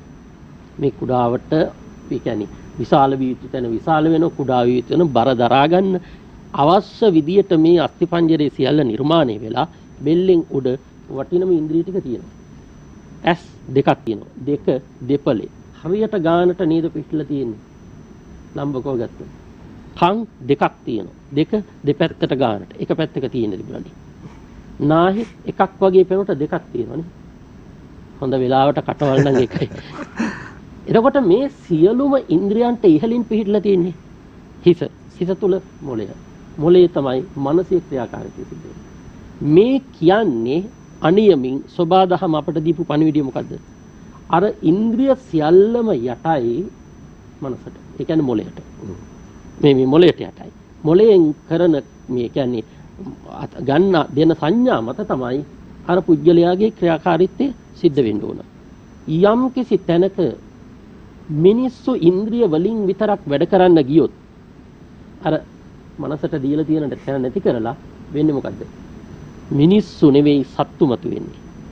දැන් බලන්න උදාහරණයක් හැටියට සත්තුන්ට සමහර සත්තුන්ට තියෙන කකුල් හතරක්. දැන් සිව්පා සත්තු ගත්තාම ඒ කකුල් පිහිටන්නේ මොකටද? ඇවිදින්න. හැබැයි සමහර සත්තුයේ ඇවිදින කකුල් ආරක්ෂාවට පාවිච්චි කරන්නේ නැද්ද? හරක් අස්සය වගේ සත්තු මොකද? ඒ ගහනවා කකුල් වලින්. දැන් අපටත් කකුල් දෙකක් තියෙනවා. හැබැයි අපි මේ කකුල් දෙක ඇවිදිනව හැරෙන්න ගහන්න පාවිච්චි කළොත් නිකන් එතන අපට අපවාදයක් පේනව නේද? මේ මිනිහ මට ගැව්වේ පයින්නේ. ඒ කියන්නේ ඒක පහත් කොට සලකනවා. දැන් බලන්න දත් ආහාර හපා ගන්න හැම ජීවියෙකුටම පිළිහිදලා තියෙනවා. සත්තු හැබැයි ඒ දත් ප්‍රයෝගී කරගන්නේ නැද්ද ආරක්ෂාවට? බල්ලෝ වගේ සත්තු අනතුරක් කරන්නවත් හපන. මනුස්ස අපිට දීලා තියෙන මේ දත් ඒ වගේ ආරක්ෂාවට යොදාගත්තා. ඒ කියන්නේ තව කෙනෙක් හපන්න යොදාගත්තොත් අපි ඒ ගණේට වැටෙන්නේ නැද්ද? නිය ඒත් එහෙමයි. සත්තු ආරක්ෂාවට අපිට බෑ ඒක. ඇයි? අපි මේ ඉන්ද්‍රිය ක්‍රියා කරනකොට මනසින් විමසන්න ඕන. විමසලා ඒ විමසීම තුල තමයි ක්‍රියාත්මක වෙන්න ඕන. දැන් හොඳම උදාහරණයක්. කට කියන ඉන්ද්‍රිය අරගෙන බලන්න. දැන් මේ කටින් අපි කරන්නේ වැඩ දෙකයි. එකක් තමයි ඇතුල් කිරීම, අනිත් එක පිට කිරීම. පිට කරන්නේ වචන, ඇතුල් කරන්නේ ආහාර. ආහාර ඇතුල් කිරීම වගකීමකින් තොරව කළොත් කලක් යනකොට ලෙඩක් හැදෙන්නේ නැද්ද? පිට කරන වචන වගකීමකින් තොරව පිට කළොත් කලක් යනකොට ලෙඩක් වැටෙන්නේ නැද්ද? බලන්න පරිස්සම් නිවිද කරන්න ඕනේ. සමහර අයට කරන රස්සාව නැති වෙන්න කටින් පිට වෙන වචන නිසා නෙවෙයිද? Tamanගේ ජීවිතය අවුල් වෙන්නේ. සමහරට බිරිඳ මේ දරුවෝ නැති වෙන්නේ කටින් පිට වෙන වචන නිසා නෙවෙයිද? එහෙම නැත්නම් අසල්වැසිය ජීවිතේ පුරාවට තරහ වෙන්නේ කටින් පිට වෙන එක වචනයක් නිසා නේද? අපි වගකීමෙන් තොරව එළියට දාපු වචන නිසා පසුතැවෙන අවස්ථා නැද්ද? අපරාධි මං ඒක නොකිය හිටියනම් වටිනවා කියලා හිතන අන්න බලන්න. එහෙනම් හැම ඉන්ද්‍රියක්ම ක්‍රියාත්මක කරනකොට අපි මනසත් එක්ක ගනුදෙනුවක් තියෙනවා. මනසත් එක්ක අපිට හැම දෙයකටම ගනුදෙනුවක් තියෙනවා. ඒක නිසා මනසේ වටිනාකම අපිට මේ විදිහට වැඩසටහනකින් දෙකකින් කතා කරලා ඉවර කරන්න බැරි මට්ටමටම බොහොම රුතුල විහිදුණු දෙයක් කියලා දැන් ඔබටත් හොඳට පැහැදිලි වෙනවා දැනෙනවා කියලා අපි විශ්වාස කරනවා. අවසරයි අපේ හොතනේ. ප්‍රශ්න අහන්න හිතෙන්නේ නැහැ දැන් මේ යන රටාවත් එක්ක ගලාගෙන යනවා කතා බහ. ඒක නිසා ඔබ වහන්සේට ආරාධනා කරන අපේ ගරුණීය පඬිතුමන් වහන්සේ අවසන් කරපු දැන් ඉදිරියට අපි යමු මනසත් එක්ක. අපේ පඬිතුමා සඳහන් කළා මේ මිනිස්සුන්ට අනෙක් සත්තුන්ට වැඩිය හිතාමතා ක්‍රියා කරන්න පුළුවන්කම තියෙන නිසා තමයි අනෙක් සත්තුන්ගෙන් බාහිරව මිනිස්සු වැඩ කරන්නේ කියලා. අනෙක් සත්තු ආරක්ෂාව සඳහා ප්‍රයෝගී කරගන්න පය, නිය, දත් මිනිස්යාට එහෙම යොදා ගන්න බෑ. එතකොට ඒක අපවාදයකට හේතු වෙනවා. ඇත්තටම හඳුරන්නේ ඒකනේ බුදුහාමුදුරුවෝ දේශනා කරන්නේ නිබ්බේධික සූත්‍රයේදී චේතනාහං භික්ඛවේ කම්මං වදාමි. චේතයත්වා කම්මං කරෝති කායේන වාචාය මනසා. මිනිස්සු හිතලා කියන කරන දෙයට චේතනාව මුල් වෙනවා. ඒ කියන්නේ චේතනාව මුල් වෙනවා කියන්නේ හිතාමතා කටයුතු කරනවා කියන එකනේ. ඒ කියන්නේ හිතාමතා කටයුතු කරනවා කියන්නේ තර්කානුකූල බුද්ධියකින් තමයි මිනිස්සු කටයුතු කරන්නේ. ඒ කියන්නේ මිනිස්සයාට තමන් කරන දේ වගකීම තමන්ට දෙනවා. බුදුදහම මිනිස්යා වෙත තමන් කරන දේ වගකීම තමන්ට දෙනවා. ඒක දෙවියන් වහන්සේට පවරන්නේ නැහැ. ඒක සාතන්ට පවරන්නේ නැහැ. ඒක වෙනත් නොපෙනෙන බලවේගයකට පවරන්නේ නැහැ. තමන් යමක් කළා නම් ඒකේ වගකීම දරන්න ඕනේ තමන් විසින්. ඒකට කියනවා ස්වච්ඡන්දතාවය කියලා.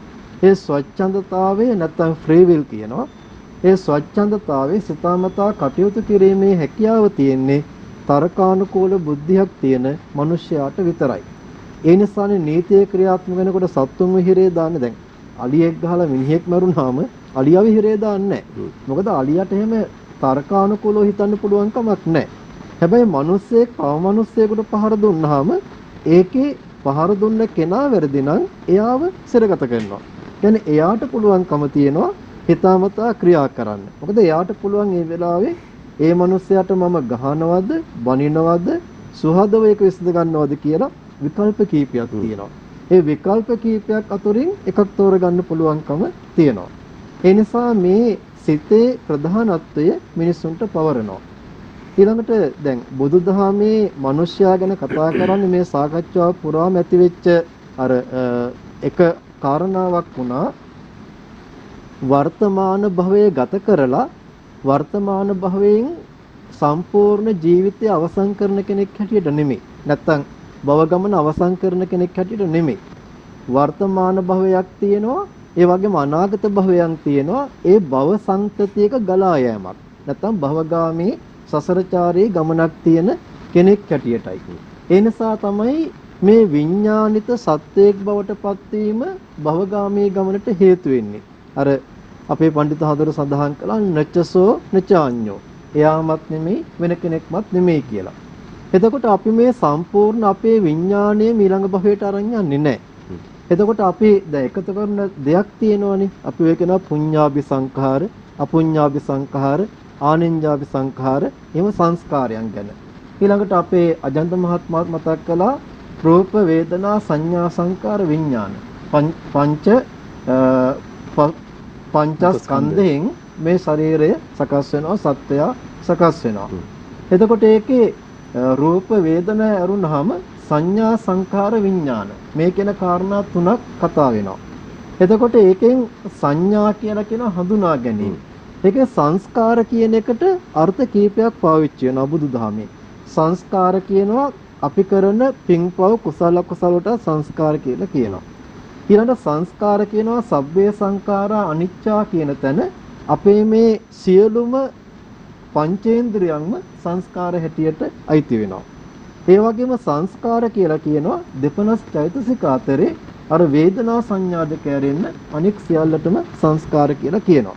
එතකොට අපි මේ ජීවත් වෙන කාලය තුල මේ භවයේ විතරක් නෙවෙයි පෙර භවයන් වල කුසල් අකුසල් හැටියට රැස් කරගත්ත දෙයක් තියෙනවා. අන්නේ කුසල අකුසල ශක්තිය තමයි විඥානිත සත්වයක් හැටියට අපි ඊළඟ භවයට අරන් යන්නේ. එතකොට අපි ඊළඟ භවයට මේ භවයේ රැස් කරපු දේ අරන් යනවා. ඒක පෝෂණය කරන්න ගැළපෙන ආකාරයට අපි ජීවිතයක් ලබනවා. ඒ නිසා තමයි මිනිස්සයා මරුණාම මිනිසෙක්ම වෙන්නේ නැහැ. ඒ මිනිස්සයා මරුණාම දෙවියෙක් වෙන්නත් පුළුවන්, අපාගත වෙන්නත් පුළුවන්, තිරිසන් සත්වයෙක් වෙන්නත් පුළුවන්. ඒ තමන් රැස් කරගත්ත පුඤ්ඤාභි සංඛාර, අපුඤ්ඤාභි සංඛාර, ආනෙන්ජාභි සංඛාර කියන ඒවට අනුව. ඒ නිසා මේ මිනිස්යාගේ මානසික ක්‍රියාකාරීත්වය මත තමන්ගේ ජීවිතයේ ක්‍රියාත්මක කර ගැනීම බුදුහාඳුරෝ සම්පූර්ණයෙන්ම මිනිස්යා වෙත පවරලා තියෙනවා. ඒකට හොඳම ලස්සන ගාථාවක් තියෙනවා ධම්මපදයේ චිත්තවග්ගයේම බුදුහාඳුරෝ දේශනා කරනවා නතං මාතා පිතා කෛරා අඤ්ඤේ වාපිච ඥාතකා සංමා පනිහිතං චිත්තං සෙය්‍යසෝනං තතෝ කරේ. අපිව හොඳ කෙනෙක් බවට පත් කරන්න, උසස් බවට පත් කරන්න ඒකට අම්මා තාත්තා හරි වෙන නෑයෙක් හරි සිද්ධ කරන දෙයට වැඩිය තමන්ගේම සිත තමන් මනාව පිහිටුවා ගත්ත සිත සම්මා පනිහිතං චිත්තං මනාව පිහිටුවා ගත්ත හිත ඉවහල් වෙනවා උදව් වෙනවා කියලා. ඒකේ නිධාන කතාව හාඳුරන්නේ කිව්වොත් ඒක වඩා පැහැදිලි වෙනවා නේද? ඒක හරි ලස්සන කතාවක්. බුදුහාඳුරෝ ජීවමාන කාලේ හිටියා සෝරෙය්‍ය කියලා සිටුවරයෙක්. එයා සිටුවරයෙක් ධනවතෙක්. දවසක් මෙයා යාළුවෙක් එක්ක නාන්න යනවා. නාන්න යනකොට මහා කච්චායන මහරහතන් වහන්සේ වඩිනවා ඒ මාර්ගයේම. මහා කච්චායන මහරහතන් වහන්සේ හරි ලස්සනයි. රන්වන් පැහැති ශරීරයක් තියෙන හරිම ලස්සන සිරුරක්. සෝරෙය්‍ය සිටුවරයා සාමාන්‍ය පෘථග්ජන මිනිසෙක්නේ. මෙයාට ඇති වෙනවා සිතුවිල්ලක්. එයා කල්පනා කරනවා අනේ මේ හාමුදුරුවන්ගේ වගේ ලස්සන ඇඟක් මගේ නෝනට තිබුණා නැත්තම් මේ හාමුදුරුවෝ මගේ නෝන වුණා නම් එහෙම හිතෙනවා මිනිස්සුනේ. එතකොට දැන් මේ රහතන් වහන්සේ කෙනෙක් ගැන ඇති කරගත්ත මේ සිතුවිල්ලේ විපාකය මොකක්ද? සෝරෙය්‍ය සිටුවරයාගේ අර පුරුෂ ලක්ෂණ අතුරුදහන් වෙලා ස්ත්‍රී නිමිති පහළ වෙනවා. ස්ත්‍රියක් බවට පත් වෙනවා. මෙයාට ලැජ්ජයි. මෙයා පැනලා යනවා තක්සලා නුවරට. එහෙ ඉන්නකොට දැන් මෙයා දැන් ලස්සන කාන්තාවක්. ඒ නිසා එහෙ ඉන්න සිටුවරෙන් මෙයා විවාහ කරගන්නවා. විවාහ කරගෙන ඒ සිටුවරයාට දාව දරුවෝ දෙන්නෙක් ලැබෙනවා. ඒතර මෙහෙම ඉන්නකොට දවසක් දකිනවා තමන්ගේ කලින් පළාතෙන් ආපු යාළුවෙක් වෙනදාමට ආපු සිටුවරයෙක්. දැන් මෙයා ගිහිලා තමන්ට වෙච්ච දේ දැන් සෝරෙය්‍ය සිටුවරයා නෙමෙයි. එතකොට මේ සෝරෙය්‍ය සිටු දේවියනේ. එයා ගිහිලා කියනවා ඇත්ත සිද්ධිය මං මෙන්න මේ අහවලා මට මෙහෙම දෙයක් වුණා. ඒ නිසා මම මේ හැංගිලා ඉන්නවා ලැජ්ජාවට. යාළුවා බුද්ධිමත් කෙනෙක්. එයා කියනවා අපි යමු ගිහලා රහතන් වහන්සේ කමා කරගමු. මේ රහතන් වහන්සේ මුකුත් කියලාවත් නෙවෙයි. ඒ ගිහිලා මහා කච්චායන රහතන් වහන්සේට සිද්ධිය කියනවා. කියලා කමා කරගන්නවා. එතකොට අර ස්ත්‍රී ලක්ෂණ පහ වෙලා ආපහු සෝරෙය්‍ය සිටුවරයා වෙනවා. දැන් මෙයා කලකිරෙනවා. කලකිරලා ගිහලා මහාන වෙනවා. දැන් මහාන වුණාම මිනිස්සුන්ට මේ කතාව ආරංචි වුණාම කොහොමද ඒ උපදෝපු හොයන්න කැමති ඉන්න මිනිස්සු. ඒ නිසා ගිහිල්ලා අහනවා දැන් සිටුවරයා වෙලා පිරිමි ආත්මෙදී දරුවෝ දෙන්නෙක් ඉන්නවා. ඊළඟට ගැහැණු ආත්මෙදී දරුවෝ දෙන්නෙක් ඉන්නවා. ඒ නිසා ඒලා අහනවා ඔයා වැඩියෙන් ආදරේ කොයි දරුවන්ටද? පිරිමියෙක් විදිහට ලැබු දරුවන්ටද? ගෑණියෙක් විදිහට ලැබු දරුවන්ටද කියලා. ඒතර මේ සෝරෙය්‍ය හාමුදුරුවෝ කියනවා මං වැඩියෙන් ආදරේ මං කාන්තාවක් වෙන්නකොට මගේ පුසෙන් බිහි කරපු දරුවෝ දෙන්නට කියලා. අර අම්මයි දරුවගේ අතරේ තියෙන පුදුමාකාර බැඳීමනේ. ඒක ආත්මීය බැඳීමක්නේ. කියන්නේ තාත්තලා ආදරේ නැහැ කියන එක නෙමෙයි ඒකෙන් කියන්නේ. අර ආත්මීය බැඳීම. ඊන් පස්සේ සෝරෙය්‍ය හාමුදුරුවෝ භාවනා වඩලා කමඨහන් අරගෙන භාවනා වඩලා රහතන් වහන්සේ කෙනෙක් වෙනවා. එතකොට දැන් පුරුද්දට අර තවත් අය ගිහිල්ලා අහනවා කාටද වැඩිම ආදරේ දරුවෝ? රහත් වුණාට පස්සේ කියනවා මං කිසිම කෙනෙකුට බැඳීමක් නැහැ කිසිම කෙනෙකුට සෙනෙහසක් නැහැ කියලා. ඒ වෙලාවේ තමයි බුදුහාඳුර මේ ගාථාව දේශනා කරන්නේ. නතං මාතා පිතා කෛරා අඤ්ඤේ වාපිච ඥාතකා. අපිට අම්මට හරි තාත්තට හරි නෑයෙකුට හරි දෙන්න පුළුවන් දෙයට වැඩිය යහපත් දෙයක් අපේ සංමාපනිහිතං චිත්තං මනාව පිහිටුවාගත් සිත තුළින් අපිට ලබා දෙන වෙයි කියලා බුදුහාඳුරු පැහැදිලි කරනවා. ඒ නිසා මේ සිත කියන්නේ ඒ වගේ මහා පුදුමාකාර බලවේගයක්. ඒක මේ ජීවිතය තුළ තමන්ගේ ජීවිතය තුළ තමන්ව ඉහළම තැනට ගෙනියන්න පුළුවන්. දැන් බුදුහාඳුරෝ සිත වැඩිමෙන් රහත් භාවයටපත් වෙන්නේ. ඒ නිසා සදාචාර සංවර්ධනයේ උපරිම සීමාවට යන්න පුළුවන්කම තියෙනවා සිත සංවර්ධනය කර ගැනීම. බොහොම පිං අපේ හඳුන්නේ සිත සංවර්ධනය කර ගැනීමෙන් යන්න පුළුවන් සීමාව අසීමිතයි. යන්න පුළුවන් උපරිම තැනට අපිට යන්න පුළුවන් කියන එක තථාගත බුදුරජාණන් වහන්සේ දේශනා කළා තියෙනවා. ඒ කාරණා අපේ ගෞරවනීය මහා සංඝරත්නයත් අපිට දැන් යලිත් තතාවක් පැහැදිලි කරලා දෙමින් හිටියේ. අජන් සිරරත්න මහත්මයා දැන් ඔබතුමාගෙනුත් මම අහන්නේ අපේ ගෞරවනීය මහා සංඝරත්නයන් අහපු ප්‍රශ්නමයි. සිත තියෙන්නේ කොහෙද? දැන් විද්‍යාත්මක දේවල් එක්ක ඔබතුමා ටිකක් වැඩිපුර ඉන්න කෙනෙක්. සාහිත්‍ය කලාවත් එක්කත් ඉන්නවා. බුදුදහම පිළිබඳවත් යම් අධ්‍යයනයක් කරමින් ඉන්න කෙනෙක්. ඒ නිසා සිත තියෙන්නේ කොහෙද? සත්වයේ හිත ඇති වෙන්නේ ඉපදෙන කොටද? එහෙම නැත්නම්ද කියන කාරණාව දැන් අපි හඳුර යම් පැහැදිලිමක් කරා. එතනින් එහාට ගියොත් එimhe කොහොමද? තරංග අපි ඇත්තටම දැන් බොහොම උසස් තැනකට එනවා මේ සාකච්ඡාව සිත සම්බන්ධයෙන්. එතෙන්දී අපිට වැදගත් වෙනවා කොහොමත් මේ දැනගන්න මේ සමාජයේ තියෙන එක ප්‍රශ්නයක් තමයි මේ හිත ඇති වෙන්නේ කොයි අවධියේද කියන එක. ඒක මොකද හේතුව දැන් සමහර අය හිතනවා මේ ගැප් ගැනීමේදීම හිත ඇති වෙනවා කියන්නේ මුල්ම අවස්ථාවේදී එහෙම නැත්නම් සමහර විටන උප්පත්තියේදී ඇති වෙනවා කියලා අපි මේ පිළිබඳව පොඩ්ඩක් සාකච්ඡා කරමු. එතකොට මට මෙතෙන්දී මතකෙන් නැගෙනවා මේ මහා තණ්හා සංකේ සූත්‍රය මේක මේ මජ්ක්‍ධිම නිකායේ තියෙන අපේ හැමෝම මේ සූත්‍රයේ කියනවා මේ කොහොමද මේ දරුවෙක් පිළිසිඳ ගන්න කියලා. අපි සාමාන්‍යයෙන් දන්න දෙයක් මව ඍතුභාවයටපත් වෙන්න ඕන. මව්පිය දෙදෙනා අතර එකතු වීමක් ඇති වෙන්න ඕන. ඊට අමතරව අපි කියනවා මේ ගන්ධබ්බේ අභිමුඛ වෙන්න ඕන කියලා. එතන ගන්ධබ්බේ කියලා කියන්නේ අපි ඔය කතා කරන විඥාණය කියලා අපි හිතමු විඥාණය පහළ වීම. එතකොට මේ කරුණු තුනක් ඇති වෙනවා නම් මේ කරුණු තුන හරිය ගැස්ට්‍රික් කම්ලිකතාවය ඊනෝ තමයි හරියන්නේ. ඊනෝ ඉක්මන් නිසක සහනය තත්පර 6න් ක්‍රියා කිරීම ආරම්භයි. ඒකට සම්පූර්ණ වෙනවා නම් මවගේ ගර්භාෂයේ කලලයක් හට ගන්න පුළුවන්. එතකොට මේ කලලය හට ගන්න තැන දැන් අපි කියවනේ තුනක් තියෙනවා මෙතන මේ ගන්ධබ්බේක අභිමුඛ වීම කියලා. ඒ කියන්නේ විඥානයේ පහළ වීමත් එතෙන්දිමයි සිද්ධ වෙන්නේ. එහෙමනම් අපි බුද්ධ ආගමේ හැටියට අපිට හිතන්න වෙනවා මේ සිත කියන එක විඥානය කියන එක පහළ වෙන්නේ අර තිතක් වගේ තියෙන කලලයක් සමග කියලා. දැන් ඔකට එක අය එක විදිහට අර්ථකථන ගේන්න උත්සාහ කරනවා. මොකද හේතුව දැන් විද්‍යාත්මක දෛව විද්‍යාත්මකව ගත්තම හදවත ඇති වෙන්නේ සති 7ක් විතර ගියාට පස්සේ. එතකොට සමහරව හිතනවා එහෙමනම් හදවත නැතුව කොහොමද හිත තියෙන්නේ කියලා. ඉතින් අපි මේ කතා කරන විඥාණය ඔය පස්සේ අපි හදවතට හිත කියන එකයි ඒව අතර වෙනසක් තියෙනවා. විඥාණය කල්ලයට බැසීම කියන එක මේ ලොකු කතන්දරයක් අපි හාමුදුරුවෝ ඕක නිවැරදිව විස්තර කරුණා හාමුදුරුවන් අතින්. එතකොට දැන් ඊළඟ එක තමයි සමහරව හිතනවා දැන් ඉපදෙන අවස්ථාවේදී උප්පත්තිමය අවස්ථාවේදී තමයි හිතත් මේ මිනිස්යාට ඇතුළු වෙන්නේ කියලා.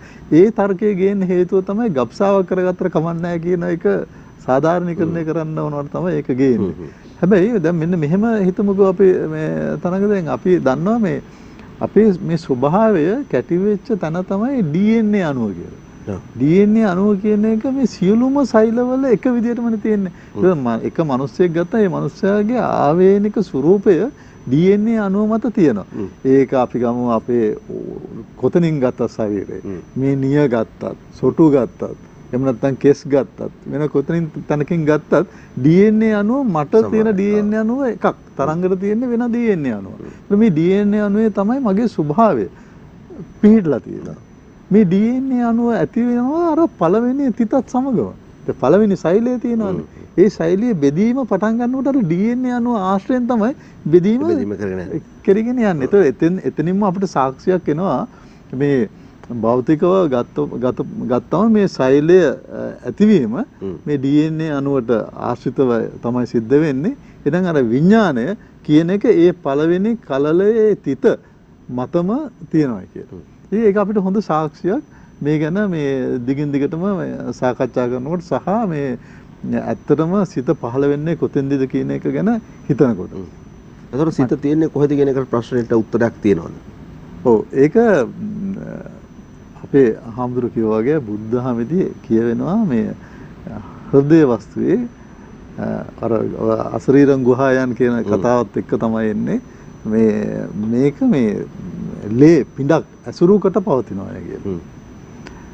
දැන් ඕක මේ විශේෂයෙන්ම විද්‍යාවේදී එහෙමම පිළිගන්න සූදානම් නැහැ. ඕන් හිතනවා මේක මනස නැත්තම් මොළය ඇසුරු කරගෙනයි පවතින්නේ කියලා. මගේ පිළිගැනීම හැටියට විද්‍යාවට බැරි වෙලා තියෙනවා තාම හරියට කියන්න කොහෙද මේක තියෙන්නේ කියලා. දැන් Hindu ධර්මයේදී ඇත්තටම මේ කොහෙවත් ආශ්‍රය කරගෙන ඉන්නවයි කියනවට වැඩිය ඒගොල්ලෝ උත්සාහ කරන්න කියන්නේ මේ මනෝ කෝෂය කියලා නේද ස්වාමීන් වහන්සේ? මනෝ කෝෂය. මනෝ කෝෂයක තියෙනවා කියලා. ඒ ඇත්තටම අපිත් ගත්තම ද බුද්ධ ආගමේදීත් අපේ හෘදය වස්තුව ආශ්‍රිතව සිත මෙහෙම පවතිනවා කියලා කිව්වට සිත අපිට පේනවා මේ හැම තැනම තියෙනවා කියලා. මට හිතෙන හැටියට ස්වාමීන් වහන්සේ වහන්සේට විස්තර කරන්න පුළුවන් මට වැඩි හොඳ ජීවිතීන්ද්‍රිය රූපය ගත්තම ඒක මුළු ශරීරය පුරාම තියෙන දෙයක් හැටියටනේ අපි ගන්නෙ. එතෙන්දී ඒ කියන්නේ මේ ඒ ස්වභාවය අපේ මේ මුළු ශරීරය පුරාම තියෙනවා. අපි දැන් ඇත්තටම දැනීම කියන එක විඥානය ලබා ගන්න අවස්ථාවන් තියෙනවානේ. අපි නිකන් කයේ හැමතැනම ගන්න පුළුවන්, ඇහෙන් ගන්න පුළුවන්, කනෙන් ගන්න පුළුවන්. ඉතින් ආදි වශයෙන් මේ දැනීම කියන එක අපිට හැමතැනම ගන්න පුළුවන්. ඒ හින්දා මේ සිත පවතින්නේ කොතෙන්ද කියන එක කිව්වම අපිට මේ විද්‍යාවත් සමග එකඟ වෙන්න බෑ මේක මොළය ආශ්‍රිතව තියෙනවා කියලා. මොකද අපිට පේනවා දැන් මොළය ආශ්‍රිතව තියෙනවා කියලා හිතාගෙන විද්‍යාව දිගින් දිගටම මොළය අල්ලගෙන සිත අල්ලන්න උත්සාහ කරනවා.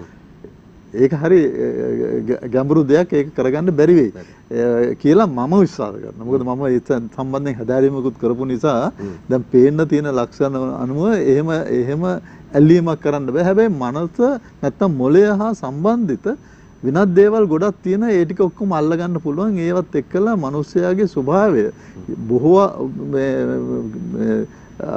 විදියකට ගත්තම අපි ලොකු ප්‍රමාණයකින් මිනිස්යාගේ ස්වභාවය අල්ලා ගැනීම හැකියාවක් මොළය ඇසුරු කරගෙන තියෙනවා. නමුත් ඒකෙන් අදහස් වෙන්නේ නැහැ මිනිස්යාගේ සිත කියන එක. නැත්තම් මනස කියන එක සම්පූර්ණයෙන්ම මොළය මත තැම්පත් වෙලා තියෙනවා කියන එක. ඒ හින්දා දැන් ධර්මයේ කියනකොට විස්තර කරනවා මෙහෙම. ඒ කියන්නේ අපේ පංචේන්ද්‍රියයන්ගෙන් ගන්න අරමුණු පහක් තියෙනවා. අපි හිතමු ඇහැ කියලා. ඇහැ කියන ඉන්ද්‍රිය නිරෝගී නම්, ඒ කියන්නේ ඇස් පේන කෙනෙක් නම්, එයා රූපයක් දිහා බලලා ඒ රූපය ඇහැ මත ආපాతගත වෙනවා. ඊට පස්සේ ඒක මනස තුල සංස්කරණයකට ලක් වෙනවා මනේන්ද්‍රිය තුල. එහෙමයි. එතකොට විඥානය කියන්නේ විඥානය දැන ගැනීමනේ. එතකොට ඒ රූපයක් දැක්කහම මේ රූපේ දැන ගැනීම කියන එක විඥානණයෙන් වෙනවා. ඊපස්සේ දැනගත් රූපේ මිනිස්සෙක්, සිංහෙක්, සත්වයෙක් කියලා ඒ කරන්නේ සංඥාවෙන්. ඒ නිසා ඒක එකතුවක් තමයි. දැන් කනෙන් ශබ්දයක් ඇහුනහම ඒක අර විඥානියත් එක්ක ඒක මනසත් එක්ක ආපాతගත වෙලා සංස්කරණයක් වෙනවා. ඒ නිසා අර සිත ශරීරයේ පුරා තියෙන කියන එක නෙමෙයි අර අපි ගන්න අරමුණු ඒ මනසත් එක්ක එකතු වෙලා සංස්කරණයක් වෙලා ඊපස්සේ සංඥාව හරහා අපිට දෙනවා මෙන්න මේ දෙයි දැක්කේ කියලා නිවැරදිව. එතකොට සෝන්නන්සේ එතෙන් තවත් ලස්සන දෙයක් වෙනවා. දැන් මේ කොයි ඉන්ද්‍රියයන්ගෙන් ගත්තත් ශරීරයේ ඇතුළේදී මේක මේ සංඥාකාරයෙන් යන්නේ. එතකොට මේක කොයි විදියට ආපු සංඥාවද කියලා එක වැදගත් වෙන්නේ නැහැ ඇතුළේදී. මේ විඥානගත තත්ත්වයේදී මේ ඔක්කොම එක විදියකට යන්නේ. ඒකයි සමහර වෙලාවට අර ශරීරේ පුරාවටම එනවයි කියන කතන්දරේ එන්නේ. ඉතින් මේ තරංග ඒකින්ද අපිට මේ හිතන්න සිද්ධ වෙනවා මේ අපිට තව දැන් මම තව වෙනස් පැත්තකින් කතා කරොත් තරංග විද්‍යාවේදී අපි හුඟක් වෙලාවට කරන්නේ මේ පවතින විද්‍යාත්මක දැනුම මත කල්පිත ගොඩනගාගෙන දැනට තියෙන මේ මෙවලම් ආශ්‍රය කරගෙන ඒ කල්පිත හරියයි කියලා ඉවරලා මේ ඔප්පු කරන එකනේ. එහෙමනේ අපි කිව්වා වගේ හැබැයි ඒක තව ටික දවසකින් දෙකකින් වෙන්න පුළුවන්, අවුරුදු කිහිපයකින් වෙනස් වෙන්න පුළුවන්. ඒක වෙනස් වෙන්න පුළුවන්. මේ දැනුම නෙමෙයි තව අවුරුදු 5කින් 10කින් තියෙන්නේ. මේ මෙවලන් නෙමෙයි තව අවුරුදු 5කින් 10කින් තියෙන්නේ. එතකොට ඒ කාලෙදී කල්පිතත් වෙනස් වෙනවා. ඊට පස්සේ මේවා මේ පරිශන කරන මට්ටමත් වෙනස් වෙනවා. ඒ නිසා ඔවුන්ගේ නිගමනත් වෙනස් වෙනවා. නමුත් අපි මේ ඒ නිසාම කියන්න බෑ අද මේ විද්‍යාව තියෙන තැන හරිය කියලා හිතාගෙන අපේ මේ බුද්ධාගමෙන් අපි කියන කරුණු නැත්තම් බෞද්ධ දර්ශනයට අනුව තියෙන කරුණු වෙනස් වෙයි කියලා අපිට එහෙම කියන්න බෑ. අපිට කතා කරනවා තව හුඟක් දේවල් තියෙනවා. කාලයක් දැන් කෙමෙන් අවසන් වෙගෙන යන්නේ. අපි තව විරාමයකට යන්න ඕන. විරාමයට ගිහිල්ලාවිල්ලා කතා බහ කරන්න සූදානම් වෙනවා. මිනිස් සිත ගැනයි අපි කතා බහ කරන්නේ. මනස පිළිබඳව කතා බහ කරන වෙලාවක ටිකක් කලාන්තරයකින් පස්සේ අහන ටිකක් වෙනස් සාකච්ඡාවක් සහභාගීත්ව වෙනස් සාකච්ඡාවක් කියලා අපිට හොඳට දැනෙනවා. අපේ සම්පත්දායකයන්ගේ අපේ මහා සංඝරත්නයේ අදහස් දැක්වීම එක ටිකක් වෙනස්ම පැතිකඩකට ගියපු වැඩසටහනක් අද දවසේ ඔබට මේ තිල්න වෙමින් පවතින. ඒක නිසා කොහෙවත් යන තොහොම වෙන්න අපි තා ඉක්මනින් යලිත් වෙනවා ප්‍රධාන පාලක මණ්ඩලයට ගිහිල්ලා මේ සාකච්ඡාවේ ඉතුරු රසවත් සහ හරවත්ම කොටස හොයාගෙන.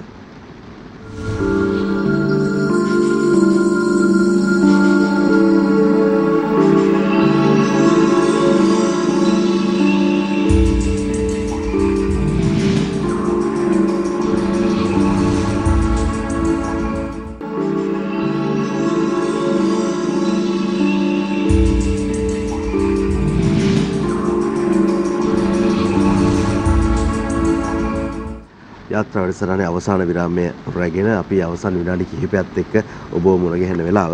ඒක නිසා දැන් මේ සාකච්ඡා වටේ අපිට අහනවනම් ප්‍රශ්න ගණනාවක් තියෙනවා අපේ හඳුන්නේ. නමුත් අපි මේ කතා කරපු හැම දෙයක් එක්කම මේ මනස මොළය මේ දේවල් අපි කොහොමද සංසන්දනය කරගන්නේ කියන කාරණාත් එක්ක ප්‍රශ්න ගොඩක් අපේ බලාගෙන ඉන්න අයටත් මේ වෙලාවේ තියෙනවා වෙන්න පුළුවන්. ඒ නිසා අපි සමස්තයක් විදිහට මේ ප්‍රශ්න කිහිපයකට අවධානය යොමු කරොත් මේ කතා කරපු දේවලුත් එක්ක අපේ හඳුන්නේ දැන් අපි මේ ඉන්න තැනත් එක්ක කොහොමද අපි කෙනෙකුට පැහැදිලි කරලා දෙන්නේ මේ මනස නිරවුල්ව තියාගන්න එක සහ දැන් කතා බහදිත් කියනවා අපි මනස තමයි එහෙම නැත්නම් සිතුවිලි තමයි ගෙනියන්නේ තවත් ආත්මයක් විදිහට හරි ඒ කාරණාවත් එක්ක කියලා භෞතික ශරීරය අතහැරලා යනවා කියන කාරණාත් එක්ක කොහොමද එතකොට අපි කෙනෙකුට මේ වගේ පොය දවසකදී ජීවිතේ හරවත් කරගන්න නිවැරදි කරගන්න මනසට දෙන්න ඕන පෝෂණය කොහොමද අපි ලබා දෙන්නේ වැඩසටහනක්. ඔතරංග මහත්මයා දැන් අපේ ශරීරය නඩත්තු කරන්න අපි ආහාර ගන්නවනේ. ඒ ගන්න ආහාර වලට අපි කියන්නේ කබලින්ක ආහාර. ඒ කියන්නේ මුවින් අරගෙන අපලා ශරීරයට එනත්තම් කුසට ආමාශයට එකතු කරන ආහාර. ඊට පස්සේ ඒක ශරීරය තුළ ජීර්ණ පද්ධතිය ක්‍රියාවලියේ ක්‍රියාකාරීත්වය මත අවශ්‍ය පෝෂණ කොටස් ටික ලේ ධාතුවට උරාගෙන ඒ රුධිර ධාතුව හරහා ශරීරයේ අවශ්‍ය ඉන්ද්‍රිය වලට ලබා දෙනවා. අපේ මනසටත් ආහාර අවශ්‍යයි. මනසට ගන්න ආහාර වලට කියන්නේ චෛතසික. ඒකට කියන වචනේ තමයි ඇත්තට මේ ආහාරයට කියන්නේ මනෝ සංචේතනික ආහාර. එතකොට ඒ ගන්න ආහාරය අර කුසට වැටෙන ආහාර වගේම වෙන්න ඕනේ. ඒ කියන්නේ මම මේ කියන්නේ කුසට වැටෙන ආහාර අපත්‍ය කරුණොත් මොකද වෙන්නේ? බඩේ අමාරු. ඒ කියන්නේ දිරවන්නේ නැහැ නේ. එතකොට ඇඟ ලෙඩ වෙනවා, උණ ගැනෙනවා, සමහරට ඇඟ පණ නැති වෙනවා. ඔය ටිකම මේ මනසටත් ගන්න ආහාරය දෙනවා. ඒ කියන්නේ අපත්‍ය කර ආහාරයක් නම් මනෝ සංචේතනික ආහාරයකට ආවේ මනස ලෙඩ වෙනවා. ඒකයි. එතකොට අනිවාර්යයෙන්ම මනසට ගන්න චෛතසික අපි කියන්නේ සිතුවිලි ඊ타මත්ම යහපත් වෙන්න ඕනේ. යහපත් සිතුවිලි ගත්ත කෙනාට අන්න යහපත් මනසක් ගොඩනගා ගන්න පුළුවන්. එහෙනම් කුසට ගන්න ආහාරවලදී පරිස්සම් වෙනවා වගේම මනසට ගන්න ආහාරවලදී පරිස්සම් වෙන්න ඕනේ නැද්ද? අත්‍යවශ්‍යයි. ඒක කරගන්න හරි අමාරුනේ හැමෝටම මේ තියෙන සමාජයත් එක්ක බලපුවාම තියෙන ප්‍රශ්නත් එක්ක බලපුවාම තියෙන තත්ත්වයන් එක බලපුවාම කොහොමද අපි හොඳ ආහාර ටික මනසට ගන්නෙ? ඕකට කියන්න තියෙන්නේ ඉතින් අර පඤ්ඤා පාසාද මාරුයිහ අශෝකෝ සෝකිනින් පජං පබ්බතට්ටෝ බුම්මට්ටෝ දීරෝ බාලෝ වික්කති. ඒ කියන්නේ කන්දක් උඩට නැග්ගහම යට ඉන්න අය පේනවා වගේ. සාමාන්‍යයෙන් මේ ඉන්න පෘථිවි තලය තුල සිදුවෙන ක්‍රියාකාරීත්වයන්හි හොඳ සහ නරක දෙක අවබෝධ කර ගැනීමේ බුද්ධිය තියෙන්න ඕන. ඒ බුද්ධිය ඇති කෙනාට තමයි ධීරෝ කියලා කිව්වේ. ඒ කියන්නේ පඬිතයා. එතකොට අපි සමාජය තුල සැරිසරනකොට තරංග මහත්මයා මේ අහුවෙන ඕනම දෙයක්. දැන් අපි මේ අර කියපු මනෝ සංචේතනික ආහාර ගන්න කොතනින්ද? අපි කුසට ගන්න ආහාර නම් කබලින්ක ආහාරයක් මේ කටින් අරගෙන ඉන්ද්‍රිය පහෙන්ම ගන්න. ඒ ඉන්ද්‍රිය පහෙන්ම ගන්නේව තමයි එකතු වෙලා අපසට යන්නේ. එතකොට එහෙනම් දොරටු පහකින් ගන්න ආහාරවලදී අපි පරිස්සම් වී යුතුමයි. ඇහෙන් ගන්න රූපය, කනෙන් ගන්න ශබ්දය, දිවෙන් ගන්න රසය, නාසයෙන් ගන්න ගඳ සුවඳ සහ ශරීරයෙන් ගන්න ස්පර්ශය. මේකෙදි පරිස්සම් වුණොත් අන්න මනස නිරවුල්ව තියාගන්න පුළුවන්. එතකොට මනස ලෙඩ කරන ප්‍රධාන රෝගවාහක තුනක් ධර්මයේ විස්තර කරනවා. මම ඉස්සෙල්ලා සඳහන් කළා. ඒ තමයි ලෝභය, ද්වේෂය, මෝහය. එතකොට ප්‍රත්‍යඥ මිනිස්සු හැටියට අපේ හිතවලට නිතරම ඔය කියන අකුසල මූලික චෛතසික ඇති වෙනවා. ඇයි? සංසාරගතව ඇත්තටම තරංග මහත්මයා අපි පුරුදු කරලා තියෙන වැඩිපුර හොඳ දේවල් නෙවෙයි. නරක දේවල්. හොඳ දේවල් නම් පුරුදු කරලා තියෙන්නේ මේ වෙනකොට අපි නිවන් දැකලා තියෙන්නේ. නරක දේවල් වැඩිපුර පුහුණු කරපු නිසා නෙවෙයිද මෙරි මෙරි ඉපති මේ සංසාරي සැරිසරන්නේ. එතකොට මේ ප්‍රවාහය තුල අපි ඉපදෙමින් මැරෙමින් නැවත ඉපදෙමින් යන ගමනේදී ඒකට කියන්නේ භවනේ. ඒ භවය තුල රැස් කරගන්නේ මොනවද? අර කියන බොහෝ විට අපත්‍ය කර ආහාර ටික තමයි. අන්න එතෙන්දි තමයි පරිස්සම් වෙන්න ඕනේ. ඒ කියන්නේ අර කියපු ශරීරයේ ලෙඩ කරවන ලෝභ දේශ මෝහ කියන අකුසල චෛතසික වෙනුවට අලෝභය අද්වේෂය අමෝහය කියන කුසල මූලික චෛතසික එකතු කරගන්න පුළුවන් නම් අන්න ඒව තමයි පත්‍යකර වූ මනෝ සංචේතනික ආහාර බවට පත් වෙන්නේ. මේ ඉන්න පරිසරය තුල අපි කල යුත්තේ යන්නේ ඒක. ඒක හැබැයි පටන් ගන්න ඕන ළමා වී ඉඳලම තමයි. ඒ කියන්නේ එක පාරට අතරමඟකදී එන එක ලීසි නෑ. ඒකට අනුගත වෙන එක ලීසි නෑ. ඇයි ලීසි නැත්තේ? එතකොට අර එන පරණ පුරුදුතාවලට මෙහෙත් පුරුදු කරගත්ත දේවල් එකතු වුණාම ඒ පැත්ත ප්‍රබල වෙනෝනේ. ඒ නිසා පුංචි කාලේ ඉඳලා අපි දරුවන්ටත් හුරු කරන්න ඕනේ. ඒක තමයි අපේ හාමුදුරුවෝ හරි ලස්සන උපමාවක් නේ පෙන්වුවේ අර තාත්තලා දෙන්නගේ කතාවේ.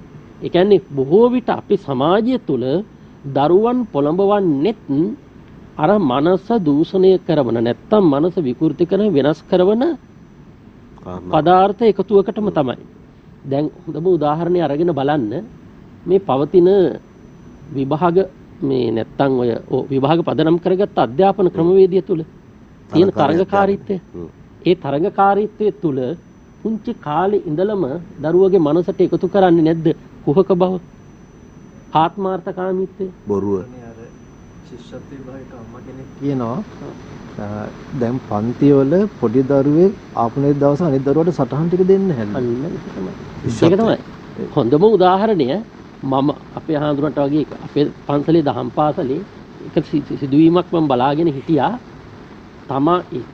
එක අම්මා කෙනෙක් තමන්ගේ ඒ කියන්නේ දරුවා යාළුවට පැන්සල දුන්න කියලා අම්මා මේ ළමයට හොඳටම දොස් කියනවා. ඔයා මොකටද ඔයාගේ පැන්සල එයාට දුන්නේ? එයාට ඕනනම් එයාගේ අම්මලා තාත්තලා අරන් දෙන්නේ. ඒ කියන්නේ ඒ තරම්ම මතු කරවන්නේ, ඒ කියන්නේ ඔළුවට ඇතුල් කරවන්නේ අර ඒ කුහක මානසිකත්වය. ඒ ඇති කරවපු මානසිකත්වය ඊළඟට මොකද වෙන්නේ? ඒකම නෙමෙයිද දලුලා වැඩිමින් තරුණ වැඩිහිටි වයසට ඇවිල්ලා ගේ ඇතුලේ පුපුරන්නේ. ගේ ඇතුලේ පුපුරන්නේ. දැන් හොඳම උදාහරණ බලන්න ඉස්සර අපේ ගෙවල් වල මේ දරුවන්ට පුරුදු කළානේ පරිත්‍යාගය. ගෙදරට අසරණ මිනිස්සු ආවහම අපි කියන්නේ යාචකයෝ කියලා. ආවහම අපේ අම්මලා කරපු වැඩක් තමයි අර බෙලෙක් කෝප්පෙට හාල් ටික දාලා දරුවට දුන්න පුතේ ගෙනින් අර මිනිස්සුගේ මේ පිගාන්ට ඕක දාන්න කියලා. ඕකේ අම්මට කරන්න බැරුව නෙමෙයි. පරිත්‍යාගය පුරුදු කළා. ගෙදරට අම්මා කොහේ හරි තාත්තා කොහේ හරි ගිහිල්ලා එනකොට ගෙනාව ටොපිය ලොසින්ජරිය අපිට කිව්වා මොකද්ද? කඩලා අනිත් අයටත් දීලා කාපම් පුතේ. බෙදාගෙන කන්න පුරුදු කළා. ඒ බෙදාගෙන කන්න පුරුදු කරපු සමාජයේ ටිකෙන් ටික පුරුදු කරන්න පටන් ගත්ත දරුවන්ට බදාගෙන කන්න කොහොමද? ගෙදරින් එළියට ඒ කියන්නේ පාසලට යවන දරුවගේ කෑම පෙට්ටියට කෑම ටික බෙදලා අම්මා පෙට්ටිය වහන ගමන් ළමයට කියනවා පුතේ මේ කෑම ටික ඔයා තනියම කන්න ඕනද? ඉස්කෝලේදී අගේට දරුවෝ කරනවා. එකට සෙල්ලම් කරපු එකට හිටපු යාළුවා අමතකයි මේ කෑම කන වෙලාවට. ඒක දිග අරගෙන අතිනුත් වහගෙන ළමයා කනවා. ඇයි අම්මා කිව්වේ තනියම කපන් කියලා. එහෙම ගෙවල් වල තමයි අවසානයේ බත් මුට්ටි දෙක ඉදින්නේ. දරුවෝ වෙන මුයාගෙන කනවා. අම්මා තාත්තා වෙන මුයාගෙන කනවා. එහෙම ගෙවල් වල අම්මලා තාත්තලා තමයි අවසානයේ මහලු නිවාසවල නතර වෙන්නේ. ඇයි? ළමයි හිතනවා මං හදාගත්ත ගේ මම මොකද තවත් කවුරුවත් තියාගෙන මගේ නිදහස නැති කරගන්න. අන්න මහලු නිවාසවල දොර පෙරන වෙලාව. මෙන්න මේක තමයි ඇත්තටම තරංග මහත්මයා අපේ අම්මලා තාත්තලා වැඩිහිටු තීරණ ගන්න. දරුවගේ සිතට ළමාවිය තුල එකතු කරන අර කියන අකුසල මූලික චෛතසික ටිකෙන් ටික වර්ධනය වුණාම ඒවා මෝරපු ගස් වගේ බවට පත් වෙනවා. කඩන්න ලේසි නෑ. රටක් හැටියට අපි පිරිහීමටත් අද බලපාලා තියෙන්නේ ඔය කියන ආත්මාර්ථකාමී සිතුවිලි දාමියන් නෙමෙයි. ඉහළ ඉඳලා පහළ දක්වා ගත්තාම ඒ හැම තැනකම ආයතන ගත්තත් රටේ රට කරවන තැන්වල ගත්තත් මේ අසීමිත ධනස්කන්ධයක් එක තැනකට එකතු කරගන්නේ ඇයි? ආත්මාර්ථය නිසා නෙමෙයිද? පුරුදු කරලා තියෙන කොතනින්ද? ගෙදරින්. එතන තමයි ප්‍රශ්නේ තියෙන්නේ. ඊළඟට අනිත් වැදගත්ම කාරණේ තමයි ඒ දැන් ඉස්සර ගෙවල් වල සත්තු ඇති කළා. ඒ කියන්නේ කැලේ හිටපු සත්තු. ඒ කියන්නේ හරකත් කැලේ හිටියේ. පස්සේදී හීලා කරලා ගත්තා. හැබැයි මිදුලෙන් නතර කළා ලොකු වැඩිනේ. බල්ලා බලලා ගත්තා ගේ ඇතුළටම. බලන්න බලු පැටියේ බලල් පැටියෙක් හැදෙන ගෙදරක දරු පැටියෙක් හැදෙනකොට අර සතත් එක්ක කොච්චර එකට එකතුවක් තියෙනවද කියලා. ඒ බලු පැටිය බලල් පැටිය නාවනවා, කවනවා, පොවනවා, නිදි කරවනවා. බලු පැටිය බලල් පැටිය ලෙඩ වුණොත් දරු පැටියත් එදාට ලෙඩ වෙලා. බලු පැටිය බලල් පැටිය කන්නේ නැත්නම් දරු පැටියක් කන්නේ නැහැ. ඇයි? අන්න හදවත තුල සංවේදීතාවය ඇති වෙලා. විපතකදී උණු වෙන ස්වභාවය ඇති වෙලා තියෙන හදවතේ. ඒ කියන්නේ දැන් ඕක විද්‍යාත්මක මේ මනසින් තර්ක කරන පදනම මත ගත්තොත් අපිට කියන්න පුළුවන් නෑ මේ සත්තු නිසා තමයි අහවල් ලෙඩේ හැදෙන්නේ. ඒ රෝගය බෝ වෙන්නේ. විස බීජ එන්නේ. මේ ඒ පරිසරය තුල අපවිත්‍රතාව ඇති වෙන්නේ. ඒ සියලු සාධකත් එක්ක අනිත් පැත්තෙන් අර හදවත තුල ඇති වෙන සංවේදී බව ඒක කොච්චර වටිනවද? අනුන්ගේ විපතක දැන් සරල උදාහරණයක් මම ඔබට කියන්නම්. අපේ ඉතිහාසය තුල තියෙන ශ්‍රී වික්‍රම රාජසිංහ රජුරුව ඇහැලේපොළ කුමාරිහාමි දියගිල්ලල මැරුවනේ. ඒක කියනවා දවස් 3ක් මේ රටේ මිනිස්සු ගෙදර ලිපගෙන මෙලෙව්වේ නැහැ කියලා. මේ දවස් 3 කතාවපත් පැත්තක තියමු. එක කියන්නේ වේල් 3ක් හරි ලිපගෙන මෙලෙව්වේ නැහැ කියන්නේ මේ निराහාරව හිටිය කෙනෙක්නේ. ඇයි? විපතකදී ඇති වෙච්ච සංවේදී බව. අද පෝලිං වල ගහ ගන්නකොට බලන්න තමන් එකම මට්ටමේ පිරිස්. ඒ කියන්නේ එකම පන්ති, එකම දරිද්‍රතාවයෙන් පෙළෙන, එකම අසහනයටපත් වෙච්ච, එකම විදිය ආර්ථික පීඩනයන්ට ලක් වෙච්ච අය. හැබැයි ඒ අය එකතු වෙච්ච තැන එකාට එකා ගහ ගන්නවා. අසංවේදී බව. අපි හොඳනේ අපේ තියෙන කාලය අවසන් කියලා අපේ නිෂ්පාදක කන්නාව කියනවා තව විනාඩි 10ක වගේ පුංචි වෙලාවක් තියෙන්නේ කියලා. ඒක නිසා අවසාන වශයෙන් මම මේ අපේ ගෞරවනීය චන්දාලෝක ස්වාමීන් වහන්සේ ගාවට එන්න සූදානම් වෙනවා වැඩසටහනේ. ඊට කලින් මම ඔබතුමාට ඒක නිසා පුංචි අවස්ථාවක් ලබා ගන්න සූදානම් වෙනවා. දැන් මේ කියපු සියල්ලත් එකතු කරගෙන අපේ හැමදෙරොත් ටිකක් දැන් වර්තමාන සමාජයේටම ආවා මේ හිතෙන් පටන් ගන්න කතාව. අපි හිත නිවැරදි කරගන්න මොනවද කරන්න ඕන පුංචි වෙලාවක් කරන් කිව්වොත්. ඔව් මට හිතෙනවා තරංග විශාල පණිවිඩයක් මේ දේශනාව තුළ ගැඹුණයි කියලා. ඒ තමයි දැන් අවසානයේදී මේ තරම් අපි කවුරුත් අකමැති වෙච්ච වාතාවරණයක් මේ සමාජයේ ඇතිවීම එහෙනම් හදන්න වෙන්නේත් අපිට ආපෝසරයක් ගෙදෙට්ටම ගිහිල්ලා. ඒ ගෙදර සමාජය ඇති කිරීම තුලින්ම තමයි. එහෙම නැතුව අපිට දැන් අපි හුඟක් වෙලාවට රජයන්ගෙන් බලාපොරොත්තු වෙන මහ විශාල ගණයේ මේ වෙනස්කම් විප්ලවයන් සමාජයේදී අපිට අහන්න ලැබෙන ඒ වගේ දේවල්. හැබැයි ඇත්තටම ගත්තම මේ ගෙදර ආශ්‍රිතව මේ වෙනස්කම් ඇති වෙගෙන ඔය කියන හොඳ පුරුදු ගෙදරින් ඇති වුණේ නැත්නම් අපිට සමාජය හදන්න බැරි වෙනවා. ඒ කියන්නේ මේක මේ එකපාරටම එක රැයෙන් හදන්න පුළුවන් සමාජයක් නෙවෙයි. සමාජයක් නරක වුණාට පස්සේ මොකද අපි අර මුලින් කතා කරා වගේ සිතත් එක්කම මේ ගලාගෙන යන දේවල් නෙමෙයි ඔක්කොම. ඒ අතරතුරදී මන්ත වෙනත් දෙයක් කියන්න කැමතියි මේ තනක දැන් අපි හුරු වෙන්න ඕන. මම හැමතිස්සෙම මේ හිතන දෙයක් තමයි අර බුද්ධ ධර්මයෙන්ම අපි ඉගෙන ගත්ත දෙයක් තියෙනවා අටලෝ දහමට අනුකූලව ජීවත් වෙන්න කියලා. ඒක හරි වැදගත්. ඒක මට හිතෙනවා පොඩි ළමයිට උනත් නිතර කිව්වොත් ඒක හරි වටිනවා කියලා. මොකද මේ ලාභ අලාභ, යස ආයස, නිന്ദා ප්‍රශංසා, දුක සැප කියන මේවා මේ අටලෝ දහම මේකේදී අන්ත දෙකක්නේ. ලාභ අලාභ. ලාභයේදීත් අලාභයේදීත් මම එක විදියට විඳින්න පුළුවන් වෙනවා. අපි දැන් රුපියල් 1000ක් වැඩිපුර හම්බුනාම අපි හුඟක් සතුටු වෙනවා නම් ඒකෙන් වෙන්නේ මොකද දන්නවද? ඊළඟ සැරේ මට ඒ 1000න් සතුට වෙන්න බැරි වෙනවා. මට 1500ක් ඕන. ඒ මොකද මම ඒ සතුට හම්බාගෙන යනවා. ඒ දුකටත් එහෙම තමයි. ඒ හින්දා හැමතිස්සෙම අපිට ඇති වෙනකොටත් නැති වෙනකොටත් එක විදියට හිතන්න පුළුවන් මට්ටමක්. ඒක ඕක කිව්වම අපි සමහර වෙලාවට හිතන කොහොමද එහෙම වෙන්නේ? ඒක මෙහෙමයි අරකයි කියලා කියන. නමුත් මට හිතෙනවා පොඩි ළමයින්ට පවා ඕක පුරුදු පුහුණු කරොතින් අපිට සෑහෙන දෙයක් මේ සමාජය තුළ ඇති කරගන්න පුළුවන් කියලා. මම මේ වැඩසටහන ඉවර කරනකොට මට මතකයට එන වැඩසටහන ආරම්භයේදී මට තව කවියක් මතකයට ආවා. මම මේ කවිය නිකන් කියන්න කරත්ත කවියක් මේක. මේ කවිය හරි වැදගත් වෙනවා මේ අපි කතා කරපු මේ සාකච්ඡාවේ අන්තර්ගතයත් එක්කලා මේකේ කියනවා මේ උපන්නාට මේලව වැනෙනවා විනා රූපය ලෝසිත සිරිතට අඹදරු රකින්නවා විනා රූපය අරන් පාපය ගෙවනවා විනා ගෙන යන දෙයක් නැත ණය ගෙවනවා විනා කියලා. ඉතින් ඇත්තම අපි මේ රූපය අරන් පාපය ගෙවන වෙලාවේ අපිට පොඩ්ඩක් කල්පනාකාරීව ජීවත් වෙන්න සිද්ධ වෙනවා. මොකද්ද අපි මේ කරන්නේ කියලා. අවසාන වශයෙන් ගත්තාම අපි අරන් යන දෙයක් නැහැ නේද කියන එකත් කල්පනා කරගෙන වැඩ කරපුවම මට හිතෙනවා අපිට බලාපොරොත්තු වෙන ආකාරයේ මේ සද්ගුණවත් භාවයකින් ජීවත් වෙන්න පුළුවන් කියලා. බොහොම ස්තුතියි ඔබට. ජීවකතුලදී කුමෝපි හැමෝම දෙන උකු ගතිය පිරි ජීවිතයේ එක සුපිරි. අවසානයේදී අපි ණය ගෙවනවා විතරද කියා ඉන්නේ නැතුව එහෙමනම් එතෙන්ට පාර කපුව අයට දොස් කියා ඉන්නේ නැතුව අර කිව්වා වගේ අවසානයේ අපි යනකොට ගෙනියන්නේ මොනවද කියන තැනට යමක් එකතු කරගන්නවා නම් ඒකයි වටින්නේ.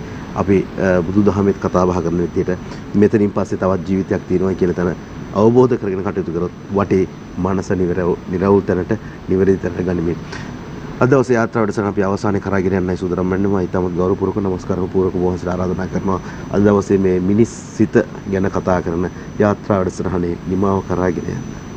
පතරංග මහත්තයා අංගුත්තර නිකායේ මනෝ දුච්චරිත සූත්‍රයේදී බුදුහාඳුරෝ පැහැදිලි කරනවා මේ මනස වැරද්දට සහ නිවැරදිට යොමු කරගත්තාම තියෙන වෙනස.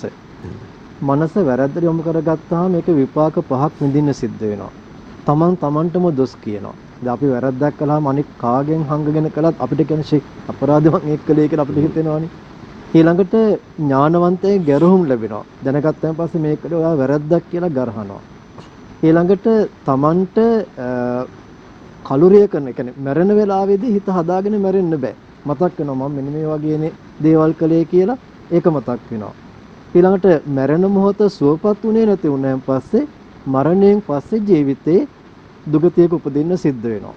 ඒ වගේම කෙනෙක් මනස නිවැරදිව තියාගෙන හොඳ ක්‍රියා කරනවා නම් එයාට ඒකේ අනිත් පැත්තේ දේවල් ලැබෙන්නේ. ඒ කියන්නේ එයා තමන්ව ප්‍රශංසා කරනවා මට ගන්න තියෙන හොඳම තීරණය ගත්තා කියලා. ඒ වගේම අනික් සමාජය එයාව යම් ගෞරවයකට ලක් කරනවා. එයා ඒ වෙලාවේ ක්‍රියා කරපු ආකාරය ඊටාම වැදගත් කියලා. ඊළඟට මරණ වෙලාවෙත් සතුටක් තියෙනවා. මම මගේ ජීවිතේ කවදාවත් වැරද්දක් කරපු කෙනෙක් නෙමෙයි කියලා. එතකොට ඒකේ ප්‍රතිඵලයක් හැටියට මරණයෙන් පස්සේ සුගතිගාමී ජීවිතයක් ලබන්න පුළුවන්කම තියෙනවා. මම අවසන් කරන්නම් පුංචි සෙන් කතාවකින්. සෙන් ගුරුවරයෙක් ඉන්නවා භික්ෂුන් වහන්සේ කෙනෙක්. උන්වහන්සේ චිත්‍ර ඇඳලා විකුණනවා. එතකොට චිත්‍ර ඇඳලා විකුණනකොට මිනිස්සු කියනවා හාමුදුරනේ මොකද සල්ලි? චිත්‍ර ඇඳලා සල්ලි හොයන්නේ. ඒතර මේ සෙන් ගුරුවරයා කියනවා මෙහෙම කතාවක්. කොටියව අඳින්න ලේසි. කොටියාගේ හැම සිතුවම් කරන්න ලේසි. හැබැයි කොටියාගේ ඇටකටු අඳින්න අපහසුයි. මිනිස්යාව අඳින්න ලේසි. මිනිස්යාව සිතුවම් කරන්න පහසුයි. හැබැයි මිනිස්යාගේ හිත අඳින්න අපහසුයි. ඒක අඳින්න බෑ. ඒ වගේ මුදල් කියන්නේ කිලුට දෙයක් නෙමෙයි. මුදල් පරිහරණය කරන අරමුණයි හොඳද නරකද කියලා තීරණය වෙන්නේ. ඒ නිසා මුදල් මත නෙමෙයි ඒ හම්බ කරන එකේ කිලුට හෝ පිරිසිදු බව තියෙන්නේ. තමන් මනසෙන් ඒ මුදල යොදවන්නේ කවර කාරණාවකටද කියන එක මත. ඒ නිසා අපි හැමෝම මුදල් පස්සේ දුවන සමාජයන්නේ. අර පෝලිං වල ගැටුම් ඇති වුණෙත් ඇත්තටම මුදල් මුල් කරගෙනනේ ඒ තෙල් හොයාගන්නේ වාහන දුවන්නම නෙමෙයි මේ දවස්වල. ඒ නිසා අපි මනස නිවැරදි කරගන්නවා නම් මනස නිවැරදි දේ යොදවනවා නම් අපිට මෙලොව විතරක් නෙමෙයි පරලොව ජීවිතයත් කියන මේ දෙලොවම සතුටින් ගත කරන්න පුළුවන්කම තියෙනවා. අපේ භවගාමී ගමන සපවත් කරගන්න පුළුවන්කම තියෙනවා. බොහොම පිං අපේ හඳුරන්නේ අපිට මෙලොව විතරක් නෙමෙයි පරලොවත් යහපත් කරගන්නට මනස නිරවුල් කරගමු. නිවැරදි තැනට අවබෝධය හදාගෙන ගමන් කරන්න අපි උත්සාහ කරමු. මුදල්ද බලයද මේ සියලු දේ හරහා අවසානයේ අපි බලාපොරොත්තු වෙන්නේ කොයි තැනද කියන එක නිවැරදි මනසින් අවබෝධ කරගෙන කටයුතු කරන්නට වටින හුඟක් දේවල් අද දවසේ මිනිස් මනස මිනිස් සිත කියන කාරණාවත් එක්ක අපිට කතා බහ කරන්න පුළුවන්කම ලැබුණා. හැබැයි අපිට අනිවාර්යෙන්ම අපේ හොඳනේ තවත් වැඩසටහන් කීපයකට යන්න වෙයි. මේ මාතෘකාවේ තවත් ලොකු දිගුවක් තියෙනවා කියලා අපිට හොඳට දැනෙනවා. අද දවසේ අපේ ගෞරවනීය ආරාධනාව පිළිගෙන වැඩමව අදාළ මහා සංඝරත්නයට අපි සූතිවන්ත වෙන්න සූදානම්. පැපලියන්න සුනේත්‍රා දේවී පිරිවෙනෙහි නියෝජ්‍ය පරිවේනාධිපති ශාස්ත්‍රපති අවසරයි ගොම්බද්දර දමිත අපේ හොඳනේ බොහොම පිං අද දවසේ ඔබ වහන්සේගේ වැඩමවීමට ඒ සමගම ශ්‍රී ජයවර්ධනපුර විශ්වවිද්‍යාලයේ පාලිහා බෞද්ධ දිනාංශ ජ්‍යෙෂ්ඨ කතිකාචාර්ය මාම්පේ ශ්‍රී විජයවර්ධනාරාම පුරාණ විහාරයේ විහාරාධිපති අවසරයි අපේ ආචාර්ය කුඹගේ චන්දාලෝක අපේ හඳුනන වහන්සේට බොහොම පිං අද දවසේ වැඩම කළාට ඒ වගේම අපේ ගෞරවනීය ආරාධනාව පිළිගෙන අද දවසේ මේ වැඩසටහනට සහභාගී වුණ ප්‍රවීණ ලේඛක ඒ වගේම ඉංජිනේරු ජන්තසින් රත්නතුනි බොහොම ස්තුතියි අද දවසේ සහභාගීත්වයට ආයුබෝවන් ඔබතුමන්ට. එහෙමනම් හිතවතුනි අපි සූදානම් වෙනවා අදට ඔබෙන් සමුගැනීම සටහන් කරන්න යාත්‍රා වැඩසටහනේ මේ විදිහට අද රාත්‍රියේදී ඇසල මහා පෙරහැර මංගල්‍ය මහා නුවර පෙරහැර මංගල්‍ය ඔබට දකින්නට ආරාධනා කරනවා සියත නාලිකාව හරහා රාත්‍රී කාලයේදී ඒ සඳහා සියලුම කටයුතු වෙනකොටත් අපිත් සූදානම් කරලා සම්පාදනය කළ අවසන් කියන කාරණාවත් සිහිපත් කරමින් දලදා පෙරහැර දැක බලාගෙන පින් එකතු කරගන්නට ඔබටත් පුළුවන් නිවසේ සිටම කියන කාරණාව මතක් කරමින් අපි අදට මෙසේ සමුගැනීම සටහන් කරනවා. යාත්‍රාවෙන් ඊළඟ පුන් පොහොය දවසේදී යලිත් ඔබ මුණ ගැහෙන්නට අපි බලාපොරොත්තු වෙනවා. හැම දිනකටම තෙරුවන් සරණයි.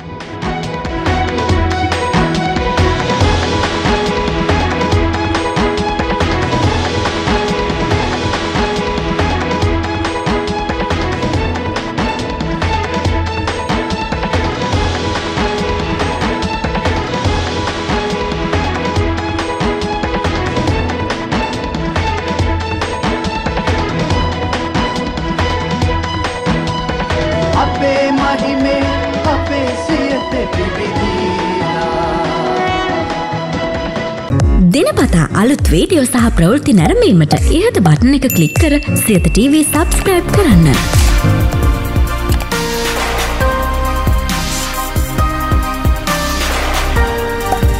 අලුත් වීඩියෝ ගැන මුලින්ම දැනගන්න මෙම සීනුව ක්ලික් කරන්න.